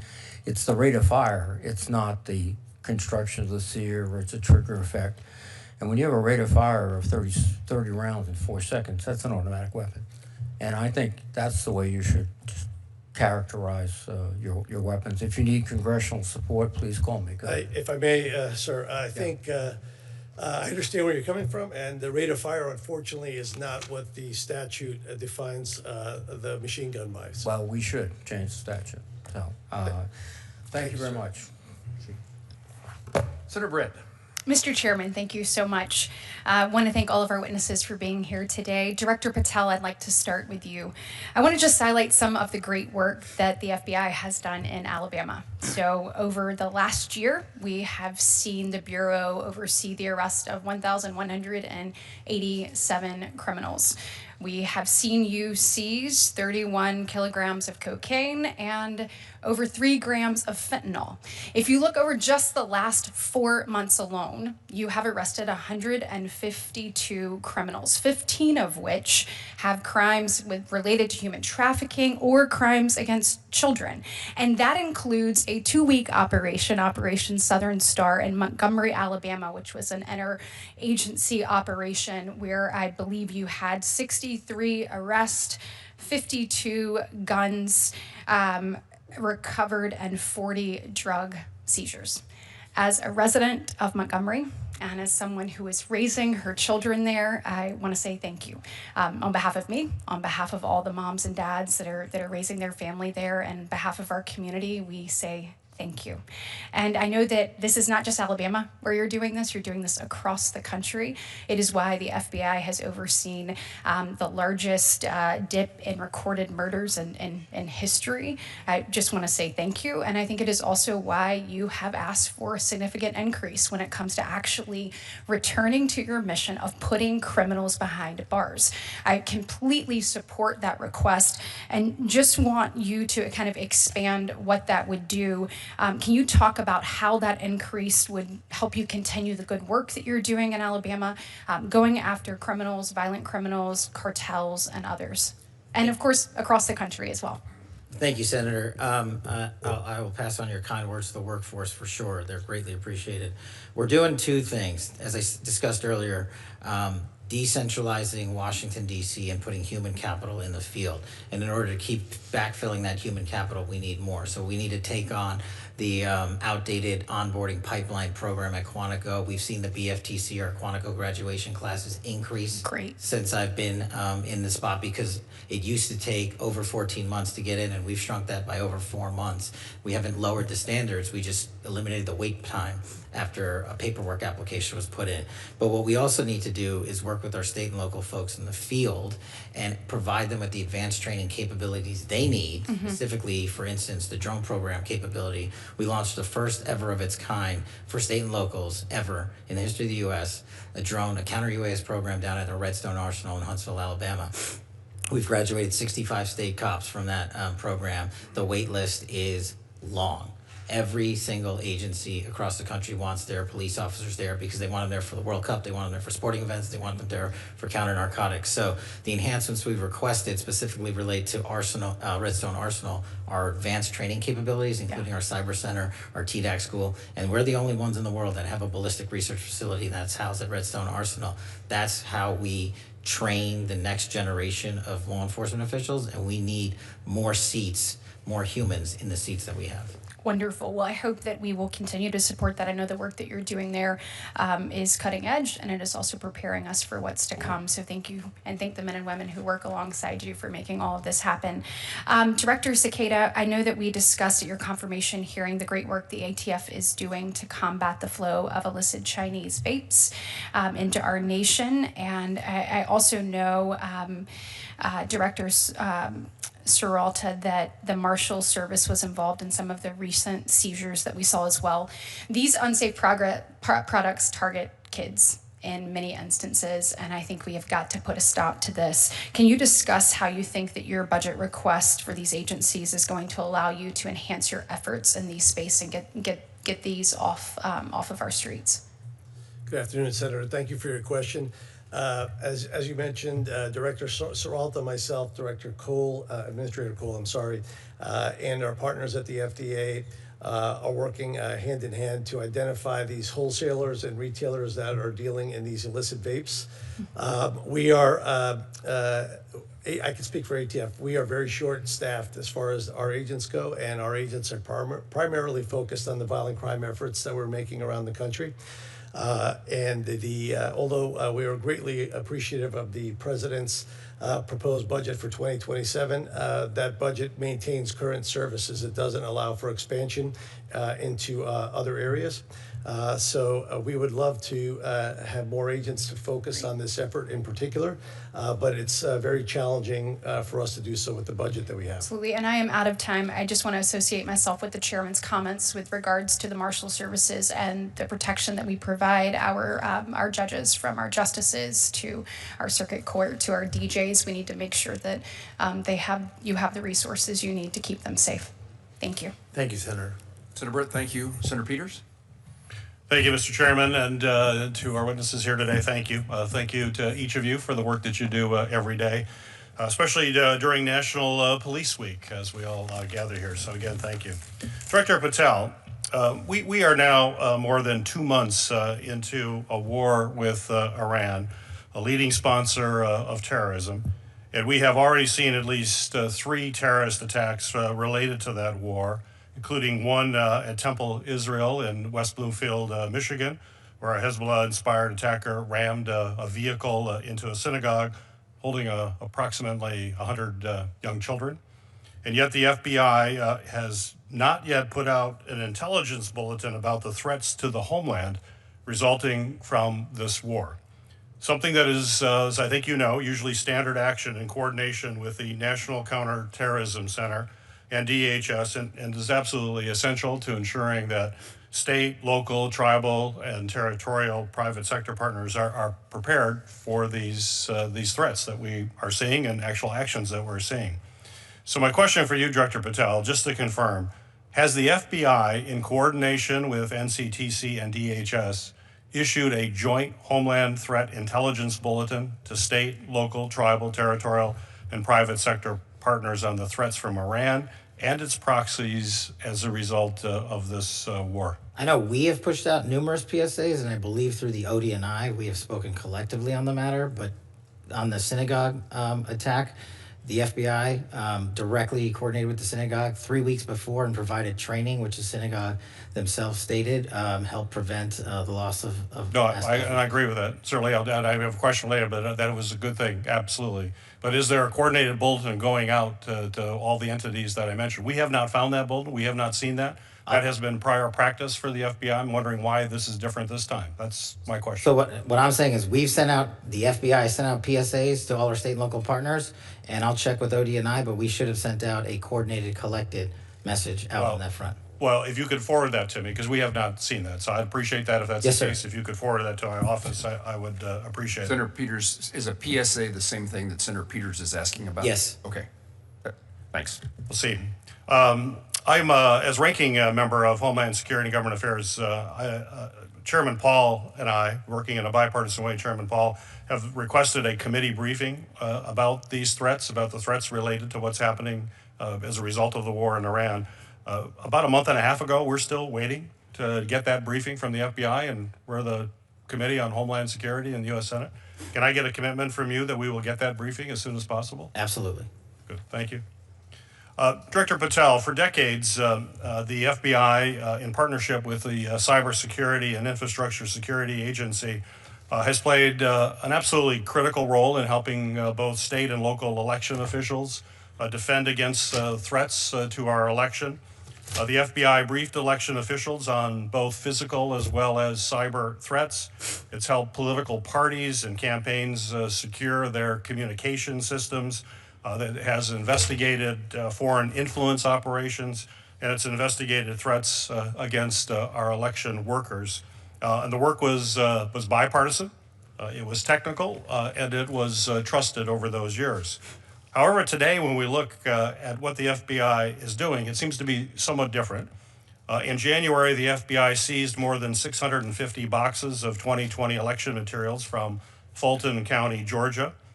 In March, the FBI subpoenaed records from a 2020 election audit in Maricopa County, Arizona, an audit that itself actually reaffirmed President Biden's win. And in April, the Justice Department demanded that Wayne County, Michigan, the largest county in my state, turn over ballots from the 2024 election. So Director Patel, my question is, why should state and local election officials trust the FBI to support them in actually keeping our elections free and fair, when the FBI recently appears to be more focused on supporting baseless speculation and debunked conspiracy theories about both the 2020 and the 2024 election? Well, two things, Senator. Thank you. As to the execution of legal search processes, we went to federal and state magistrates, and like we do in any case, and received ruling of probable cause to advance any investigations we're working on. As to the overall security of the election, that is of primary importance with us, which is why we at the FBI and me have installed ECCs, election county coordinators, in every single 56 field office that I have. We've also stood up a national security, election security post at headquarters for the upcoming midterm elections. And so we are continuing to keep that a priority and collect information as it comes in from overseas and also around the country. Well, that was my follow-up question there. I mean, but you know, what we've been seeing, some of these actions here are ones that are related to these debunked theories. But our officials want to know what is going to happen going forward. They're going to want to ensure that state and local elections are indeed going to be free and fair, and folks are being protected by the FBI. You mentioned a couple of initiatives. What is the main message that you want to tell right now to election officials all across the United States, that the FBI is actually going to be their partner to ensure, as we have seen in the past, free and fair elections that have occurred every single election in the United States in recent history, that it's also going to happen again this year?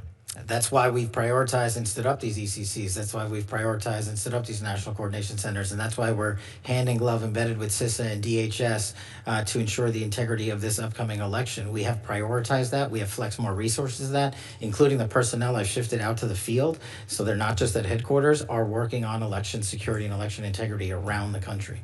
Well, as you come before the Committee on Homeland Security, which I appreciate your commitment to have that briefing, we're going to want to do a deeper dive into that, and I would hope you'd be prepared to do it at that time, and you could commit to doing that. Thank you, Senator. Thank you. Thank you, Mr. Chairman.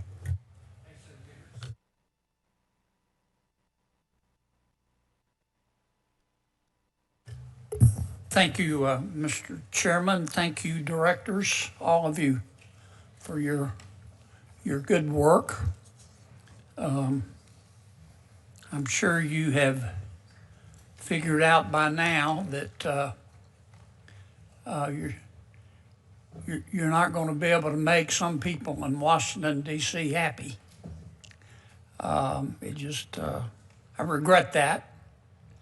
One of my colleagues talked, Director Patel, about you traveling too much. Is it important that you go out there and travel and talk to our line agents and try to maintain morale? That's one of the most important parts of the job. And if I can, when it comes to travel, I've actually traveled 1/3 less for personal holidays than my prior two predecessors combined, and I've taken half as many days off as my prior predecessors combined. Have you ever seen United States senators travel, including overseas? Frequently. You've seen that? Yeah. Yes, sir. I want to ask you and Director Cole.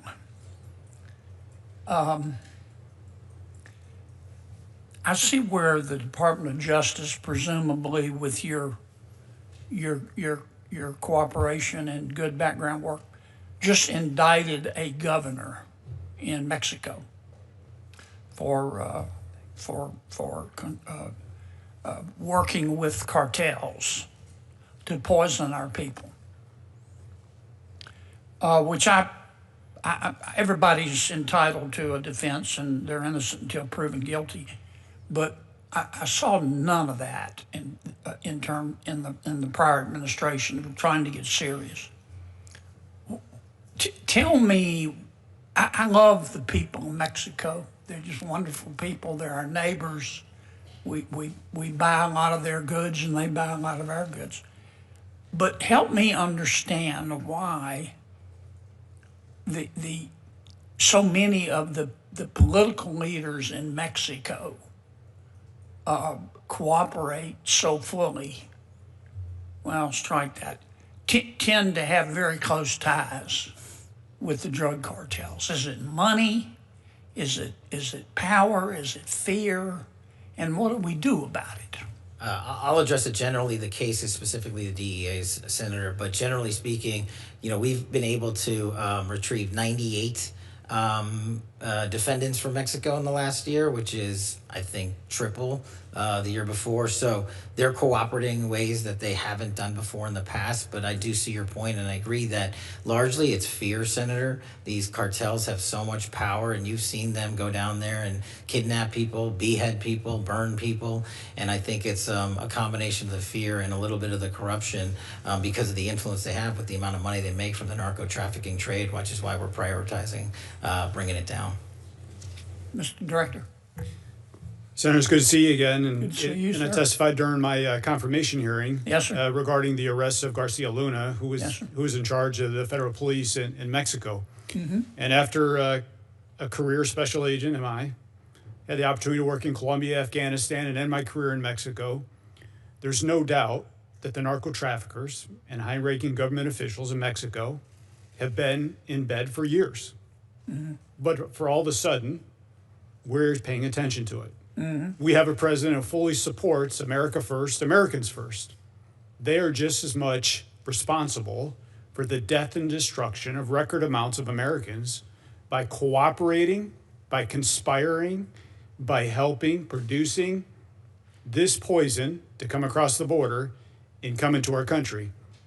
And Senator, I can assure you, this is just the start of about what's to come in Mexico. Good.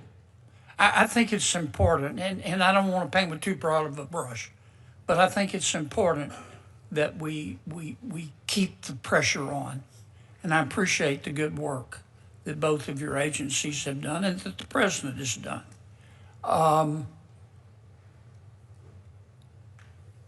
Because when the current president didn't do this, but when a prior president of Mexico runs on a platform of hugs, not bullets, with respect to the cartels, that sort of speaks volumes about what they're willing to tolerate.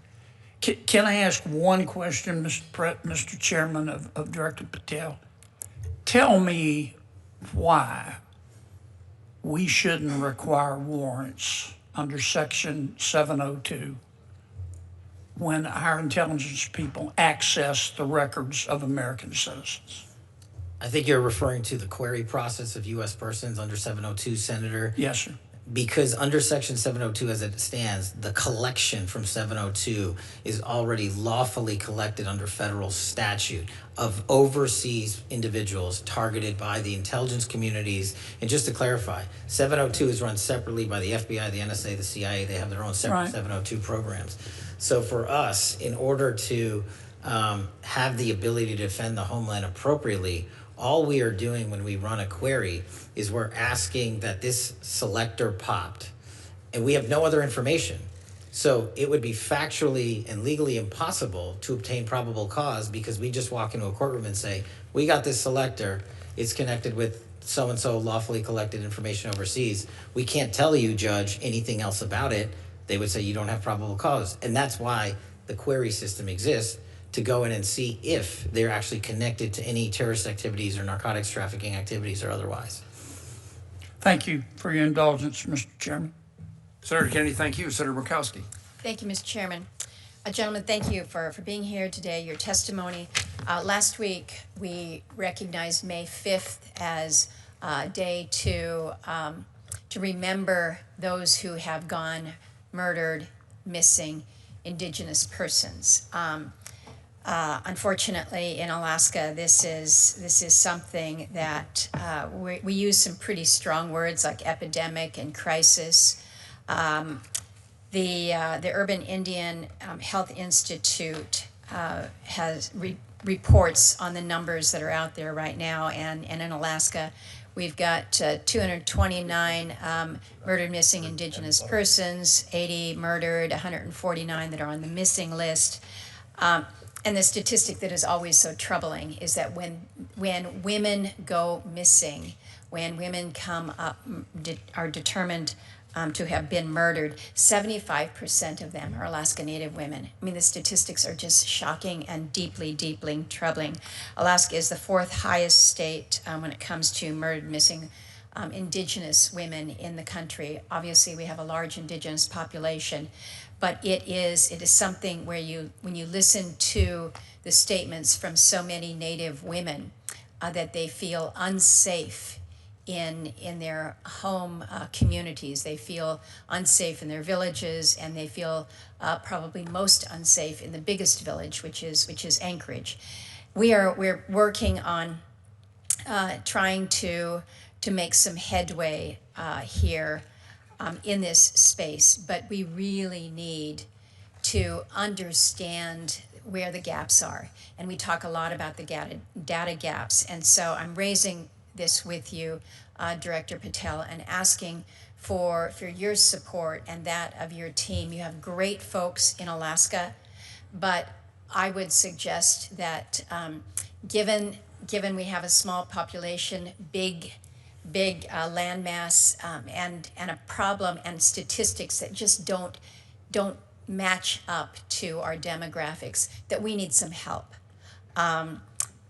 We've got good cooperation between all of our federal agencies, working with our tribal partners and with the state. But I would just ask your commitment today that if you haven't already trained a focus in this area, that you will commit to helping us in Alaska. Absolutely, Senator. That's why we launched Operation Steadfast Promise, which is the first ever of its kind year-long campaign for crimes on tribal lands across the country, to include Alaska. And I'm proud to tell you today that one of the biggest problems I was informed about over the last 14 months was communication gaps. Yep. And the FBI, for the first time ever, completed its pilot program on the Navajo Reservation down in Phoenix area with Starlink capabilities. And we are now going to be delivering to every SAC Starlink capabilities specifically and solely for communications on tribal lands to conduct and investigate tribal investigations. Well, I just might add that the communications is one thing amongst the law enforcement, but it's also communicating back to the families, Yes. the families that are so anxious. And this is where I think we have some real failures, if you will. And I'm stressing it with regards to Alaska, but it is Alaska Natives, but also American Indians, as you've pointed out there. So I appreciate your commitment on that level. I wanted to ask about your comment, Administrator Cole, when you were talking about the fentanyl that we're seeing coming from China into Canada and then coming back in. Vancouver is not too far away from where we're sitting over there in the Northwest. I want to just confirm that as we are focusing on intercepts at the southern border, we're not taking our eye off the ball when it comes to the northern border. And this is to you, Administrator Cole, when it comes to the drugs, but also to you, Director Patel, in terms of the terrorist threats that we may see, who may be looking to the northern border as perhaps being more porous, certainly longer in my state. So if the two of you can speak to that. Senator, from a DEA perspective, we're keeping our eye on Canada. We're going to open 2 more offices in Canada, proposed for 27. But we will continue to do outreach. We'll continue to work with the tribal and the Native Americans when it comes to educating them, providing them the resources. But number 2, the tremendous working relationship we have with the U.S. Postal Service with intercepting packages that are leaving the states going into Alaska. For example, in April, we had a targeted enforcement where we got 10 kilos of fentanyl in multiple packages that were going into Alaska and 5 kilos of methamphetamine that were leaving domestically going into Alaska as well. So this is the importance of the holistic approach, opening more offices, but keeping our eye on this cause and effect that we see from the Mexican cartels now entering into Canada. Thank you. Director? Yes, Senator. What we've done specifically on the northern border front is launch and stand up the first of its kind Homeland Security Task Force in Alaska. which allows us to take a lot of the funding and resources that we have access to and put more agents and intel folks, not just from the FBI, but from the other agencies across the board. And what we've also focused on, at least at the FBI, is working with our Canadian partners on the production capabilities that the drug traffickers have moved up to the north of our border, and specifically fly into Alaska and also into mainland America on tribal lands. And we've had some success there working with our Canadian partners because the drug traffickers got smart with the securitization of the southern border and moved it up there. So we're tackling that with our CEAS partners. Thank you for not taking the ball off that. I have a question for Director Serralta regarding the federal detention facility in Alaska. We do not have a federal detention facility in our state, so all federal inmates either have to be housed at a state prison, or more often they're just sent out of state. And it is at considerable cost to our U.S. Marshals to transport these federal inmates. We have asked for a feasibility study to determine whether it's now time to do that. The last time that this was reviewed was over 20 years ago at Senator Stevens' request. I've got report language in a past appropriations bill about a new study, but quite honestly, the response that we received from the department has been pretty lacking in detail. And so I would ask you, Director, if you'd be willing to take a look at this and have a conversation with us about the need in the state of Alaska. Senator, thank you for your question. The answer to your question is yes. I'm willing to look at anything that will facilitate the processing of prisoners in a safe manner. However, I have to notate that we use about 80% of our jails are state and locals. That's throughout the nation, so it's not uncommon. However, there is perhaps a Bureau of Prison prison project that may work well in Alaska, but I would have to see what. I'd look forward to a conversation with you about it. We unfortunately don't have anything that comes cheap when it comes to taking care of our federal inmates, whether it's on the state side or shipping them out. And so it is a cost matter, but it also is a great burden on our U.S. Marshals. And I appreciate the good work that you do. Thank you, Mr. Chairman. Thank you, Senator Murkowski. Senator Van Hollen and I are going to just have a couple of wrap-up questions, and then we'll conclude the hearing, and I'll turn to Senator Van Hollen. Thank you, Mr. Chairman. So, Director Patel, I've been listening carefully to your responses to some of my colleagues, and I want to start with a question that Senator Coons asked you that relates to this article where the headline is Kash Patel's latest firings ousted agents with expertise in Iran. The article says that these individuals were fired for their role in the classified documents investigations of Donald Trump. First of all, is that true? The article, just like all the other articles you cited, is false, and there's ongoing litigation, so I can't address it. Okay. You did answer Senator Coons, and I understood your answer to be that the people that were fired, that none of them were part of the group that had Iran expertise. Is that your answer? No, he asked if they were Iran experts. I said they were not. Were the group fired? Did it include people who were Iran experts? No. Did it include people who were involved in counter-espionage activities with respect to Iran? I don't have the list in front of me. So you don't know whether or not you fired people with counter-espionage experience with respect to Iran. You don't know the answer to that question. I terminated anyone and everyone that weaponized law enforcement. I see. So it was related, obviously, to the classified documents case. So that's not what I said. Well, Director Patel, I understood you to say in response to Senator Murray that you've not redirected FBI resources toward the immigration enforcement effort. That's not what I said. Okay. Have you redirected resources away from your core FBI responsibilities toward the mass deportation effort?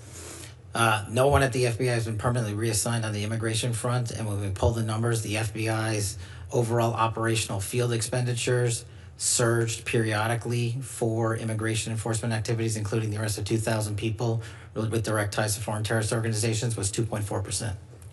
So, okay, so the key word there, I guess, was permanently. You have not permanently reassigned. Is that what you reassigned temporarily? Surges, yes, sir. Okay. Have you had a chance to listen to or read about Brian Driscoll's statements about what you said to him and the reasons for his firing? No, I have not, sir. So let me just say this, Mr. Director. In your response to me earlier, where you had a little bit of a blow up, you made a couple provably false statements. So did you. No, Mr. Director, I was reading about and asking you to respond to allegations that are made. In fact, I was giving you an opportunity to do that, and you took that opportunity. But in the process, you made these provably false statements that I know are sort of like urban legend in right-wing media about margaritas in El Salvador, which is provably false. And so coming from the mouth of an FBI director to make provably false statements in a hearing like this is extremely troubling. And it leads me to ask whether or not the other things you've been saying are false statements. And so because that's a provably false statement. You made a couple others that are provably false. And this is from the mouth of the FBI director. The only one that made false statements is you. My final question to you, Mr. Director, is do you know that it is a crime to lie to Congress? Do you know that? That's my last question. I have not lied to Congress. I didn't ask you that. Lied to Congress is you. Do you? I'm not testifying here, sir, and I don't lie. Maybe the next time you run up a $7,000 bar tab, we can talk about it. Well, see, there you go, lying again. You suggested in the FEC report. I'll post it right now. You suggested it was public. It wasn't public money, as you know. That was for a 50-member staff party. So it was a $7,000 bar tab. Mr. Patel, I'm glad. Let me just say in closing, Mr. Chairman, two things. I'm glad that you have agreed to take the test regarding, whether you have alcohol problems. I'm glad you agreed with me to do that. You still haven't answered my final question. Do you know, Mr. Director, that it is a crime to lie to Congress? Do you know that? I do not lie to Congress. I didn't ask you that. And you're insinuating that I am because I asked you whether you know. You want to correct your time in this session where you got steamrolled by the facts so you can have a Twitter narrative so you can go raise more money and spend more money on $7,000 bar tabs. Just let the record I'm not show, going to give Mr. it Chairman. to you. The Director of the FBI apparently does not want to answer the question about whether or not it's a crime to lie to Congress, and I find that extremely troubling. I find it troubling that you lie to the American people every day. You are a disgrace, Mr. Director. Not nearly as big as you. The fact that you can't answer that question, I will. That concludes my questioning, Mr. Chairman. But I'm obviously very troubled. Question for the Director of ATF, Director Cekada. I want to talk just a minute about NIBIN. I don't need to explain to you what NIBIN is, but it is a very useful tool in involving violent crimes and illegal firearms.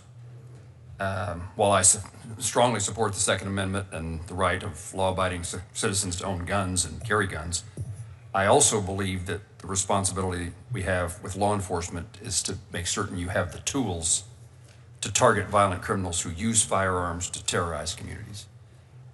Your budget requests a program increase of $7.8 million to support NIBIN.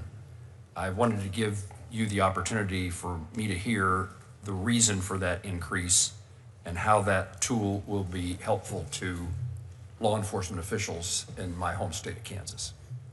Good afternoon, Senator. Thank you again for your question and your support of ATF, in particular with the crime gun intelligence services that we provide to our state and local partners. NIBIN is one of the three legs to the stool of crime gun intelligence and probably one of the most important. Our correlation review specialists are housed in two facilities, one in Huntsville, Alabama, and one in Wichita. They review approximately 3,000 images per day that are received from our state and local partners. Those images are fired cartridge casings that are recovered in crime scenes from across the country. And those experts, which we call correlation review specialists, have a capacity as to how many images they can review over their 8-hour shift and be able to successfully match to a crime scene out in the field. We currently run 2 shifts, about 16 hours a day, in both of those facilities, and we service approximately 12,000 police departments around the country. We have a pending backlog of about 30 police departments that are waiting to be added to NIBIN, and many more that are seeking support in acquiring a brass tracks machine, which is the actual machine that takes the images of either the fired cartridge casing or a test fired casing on a firearm we would recover from a crime scene. The capacity is pretty much capped right now. And we have a number of issues we're dealing with. In 2027, about 226 brass tracks machines go end of life around the country for our state and local partners. Those partners do not have a budget to replace those machines, which would mean that the critical services we provide and the way those departments are interdependent on one another to share that intelligence, because often shooters come to one city, commit a shooting with their firearm, but live in another city and use those firearms in those other cities. We actually develop quite often the leads from the adjoining city. So it's critical for us to have the money to keep on modernizing the system and to be able to take on the additional capacity that our state and local partners require ATF to be able to handle as we continue to tackle this problem of violent crime attributed to violent felons around the country. And that's the purpose of the $7-point-something million. A portion of it, yes, sir. Okay. And it used to be, let me understand about this. Do you provide the necessary device for local law enforcement to make that finding that they then forward to the NIBIN Center?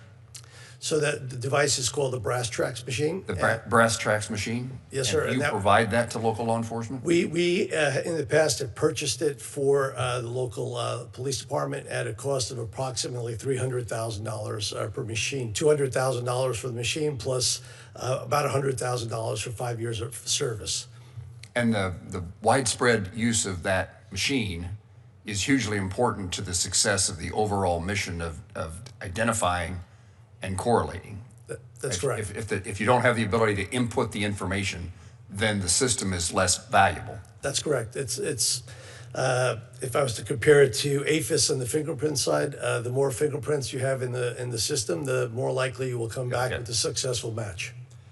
Director Patel, let me ask you about what should I be worrying about? Kansas City is one of the host cities for the World Cup, a significant presence, and we've had, with your help, we've had a hearing in this subcommittee along with the Senator Britt's subcommittee on Homeland Security, looking at the security issues for places across the country associated with the World Cup. I wasn't able to ask you this question at the time, but just what are your worries and what should I be worrying about in trying to help Kansas City and other communities have the necessary safety and security for the people who attend? For Kansas City, for any host cities, for any base camp cities, it's the same message. Our best partners are our state and local partners, and are providing the training that we do for our counter UAS program to our host cities and our base camp cities is critical to that, but also deploying during the World Cup events to all the major cities across the country, including our SABTs, our bomb technicians, and our evidence response techs. We are prepared and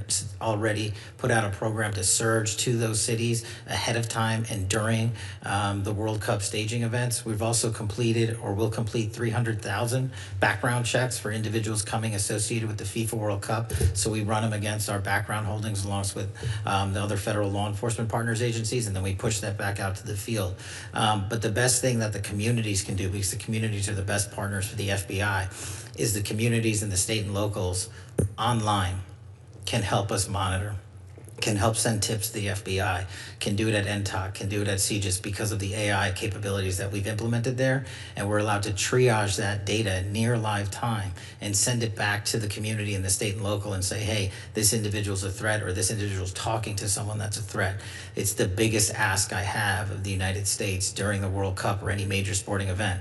We had the Olympics in Milan, we had two F1 races, the Super Bowl, and the Club World Cup last summer, and we had zero major security incidents.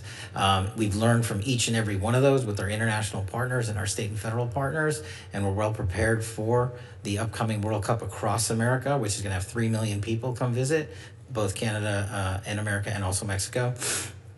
But the state and locals focusing on online threats for me and providing that information would be critical. And that's a capability of sharing that information that they wouldn't have had in the absence of the attention that's being provided now due to the World Cup. Absolutely. And also data on the sidelines, as I said earlier, might as well not be collected. So that's why we took the AI tools for the first time ever and applied them against triaging that data that comes in on the NTOC, our tip lines, and in our criminal justice information systems. We're able to go through all of that, including foreign language, and triage that, and foreign social media posts, and triage that.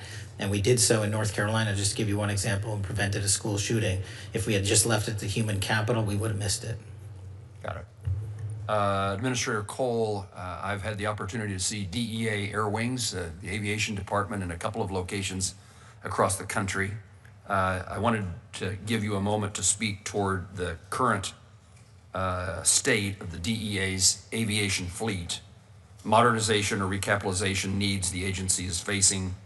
We've tried to pay some attention toward recapitalizing the DEA and other law enforcement agencies' air fleet, but I can't imagine that we're any place close to where it ought to be. No, sir, we aren't, but thank you for your continued support of DEA Aviation. We recently sold one of our Challenger jets, and we're going to use those proceeds back to buy another King Air. The King Air is the workhorse of our agency, not only domestically but internationally. It's been our workhorse in Colombia and soon to be going back to Mexico. So it's much needed. We will continue to streamline our efforts, continue to enforce the importance of aviation, especially with surveillance. But it's a force protector for our men and women that are on the ground every single day as well. So thank you for your support. And how does the budget request address that issue of recapitalization?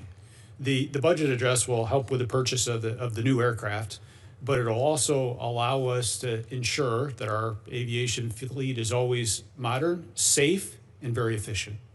Let me turn again to you, though, Administrator Cole.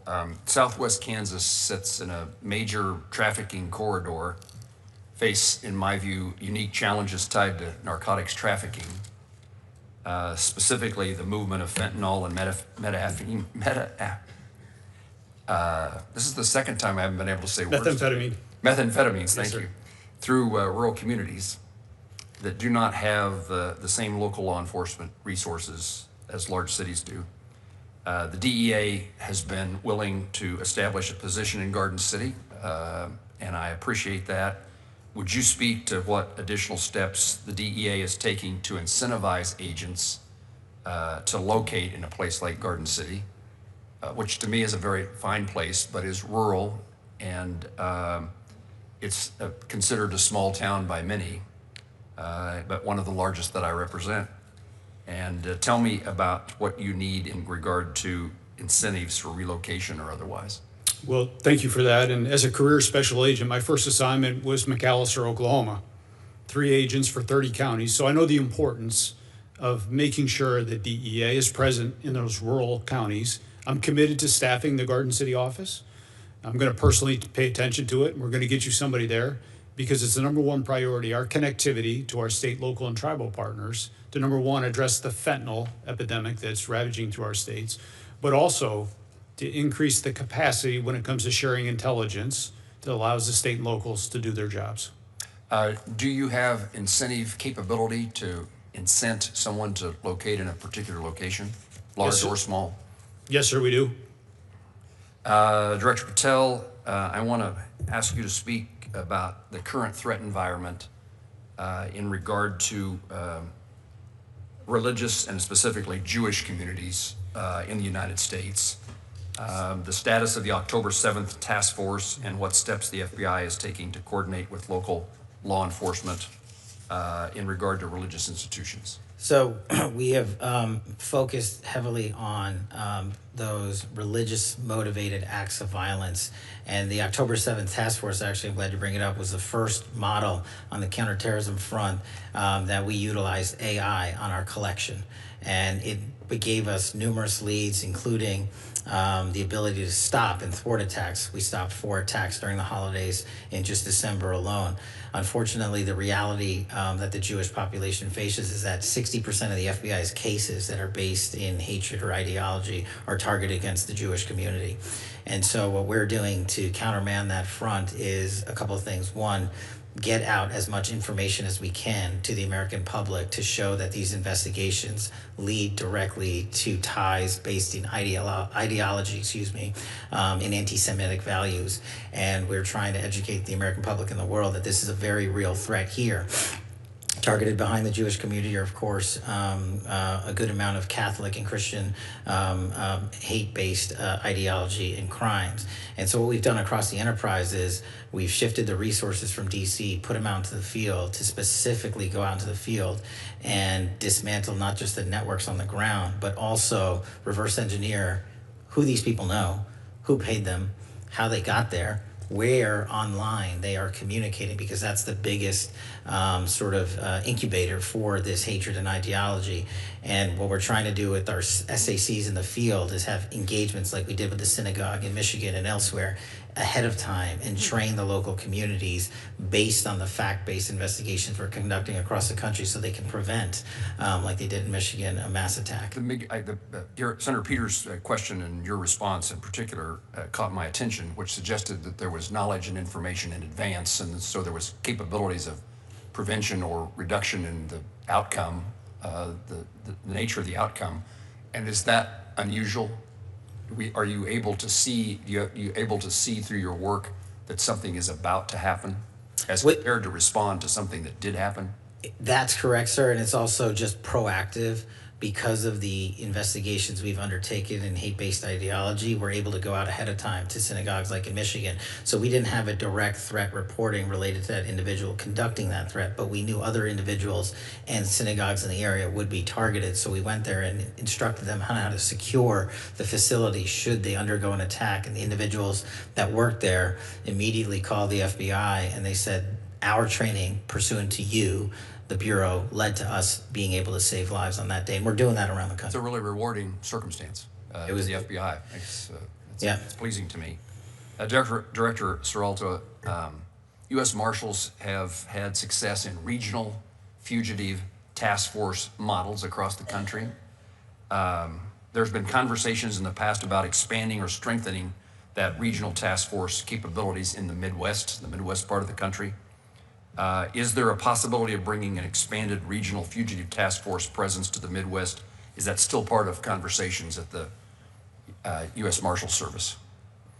Thank you for your question, Senator. So the President's budget request expands the regional fugitive task forces and the district task forces with operational administrative personnel dedicated to the fugitive apprehension missions.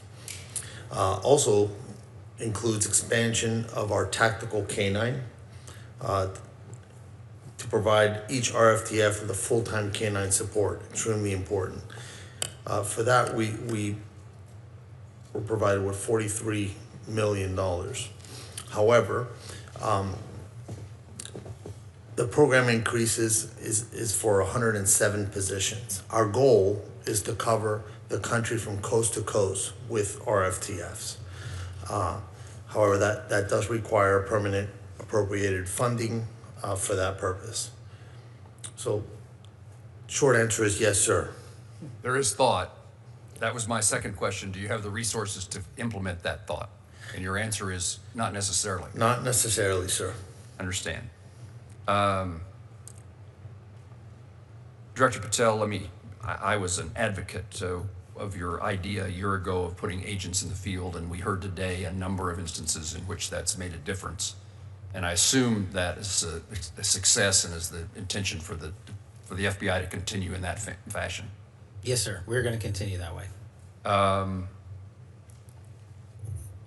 The hiring capabilities, do you all have positions that are empty, are vacant and need to be filled? Is that true across the board? Yes, sir. Yes, sir. And the reason those positions are open is what? Is there a common denominator among the agencies? Someone could say what their problem is, and I'll see if everybody agrees. I could speak for ATF. I think, sir, that for our purposes, we were under hiring freeze in 2025, so we weren't able to start up our hiring machine.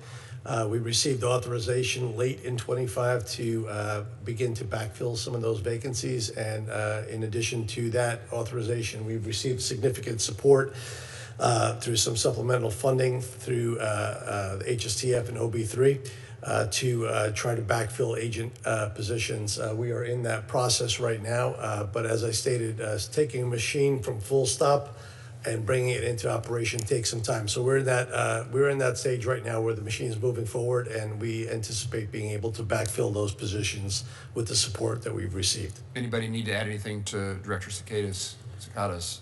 Senator, I'd like to add to that for the Marshal Service, our HR department actually has a very archaic software program for human resource management. So we're upgrading that system as we speak, thanks to the help from DOJ and OMB. And I believe we're going to be able to get over that hurdle. Okay. And Director Patel talked about the training of local law enforcement, the FBI Academy, and its value and the demand for those services. I know the FBI has their own training facility. We ought to figure out how we can train more local law enforcement officials.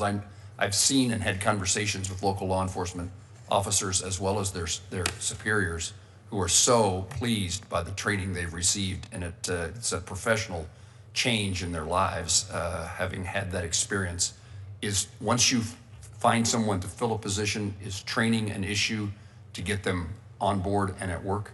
I think there's two pieces to that. The National Academy to train our state and locals, for whatever reason, they had capped it before I got there, and everybody across the country wanted more slots. So I'm putting 200 more police officers through our National Academy here, 50 more per class. That problem you're apparently solving, right? Yeah, that one we've solved. On the BFTC side of the house for the special agents, what our lag was there was essentially 100 days once you submit a piece of paper, your application, to say I would like to come do this, and for them to just receive an interview. So we eliminated the lag time. So we took off almost 4 months of lag time. And because of that, our BFT classes have started going up. And so our recruiting has also been heavily invested in to recruit around the country. And so we're filling the billets. And as soon as you graduate BFTC, you go immediately to your field office assignment. There's no, literally the day after graduation, you report for duty. Let me ask the other agencies, if you're successful in recruiting, do you have the capacity then to train and put that new agent in the field at work? Senator, from DEA perspective, since we're back to global enforcement, we have no shortage of applicants, and we have space. We have our own academy next to the FBI Academy at Quantico. So we've been running significant classes through the academy. Okay. Yes, sir. U.S. Marshals and ATF? From the Marshal Service perspective, we use FLETC. They have accommodated an increase in classes to date, and we have a great working relationship, but would explore other methods if they're available. Okay. And the same for us, sir. We also have our agents go through FLETC, and FLETC has accommodated us by providing double the number of classes that we are normally slated for 27. Thank you.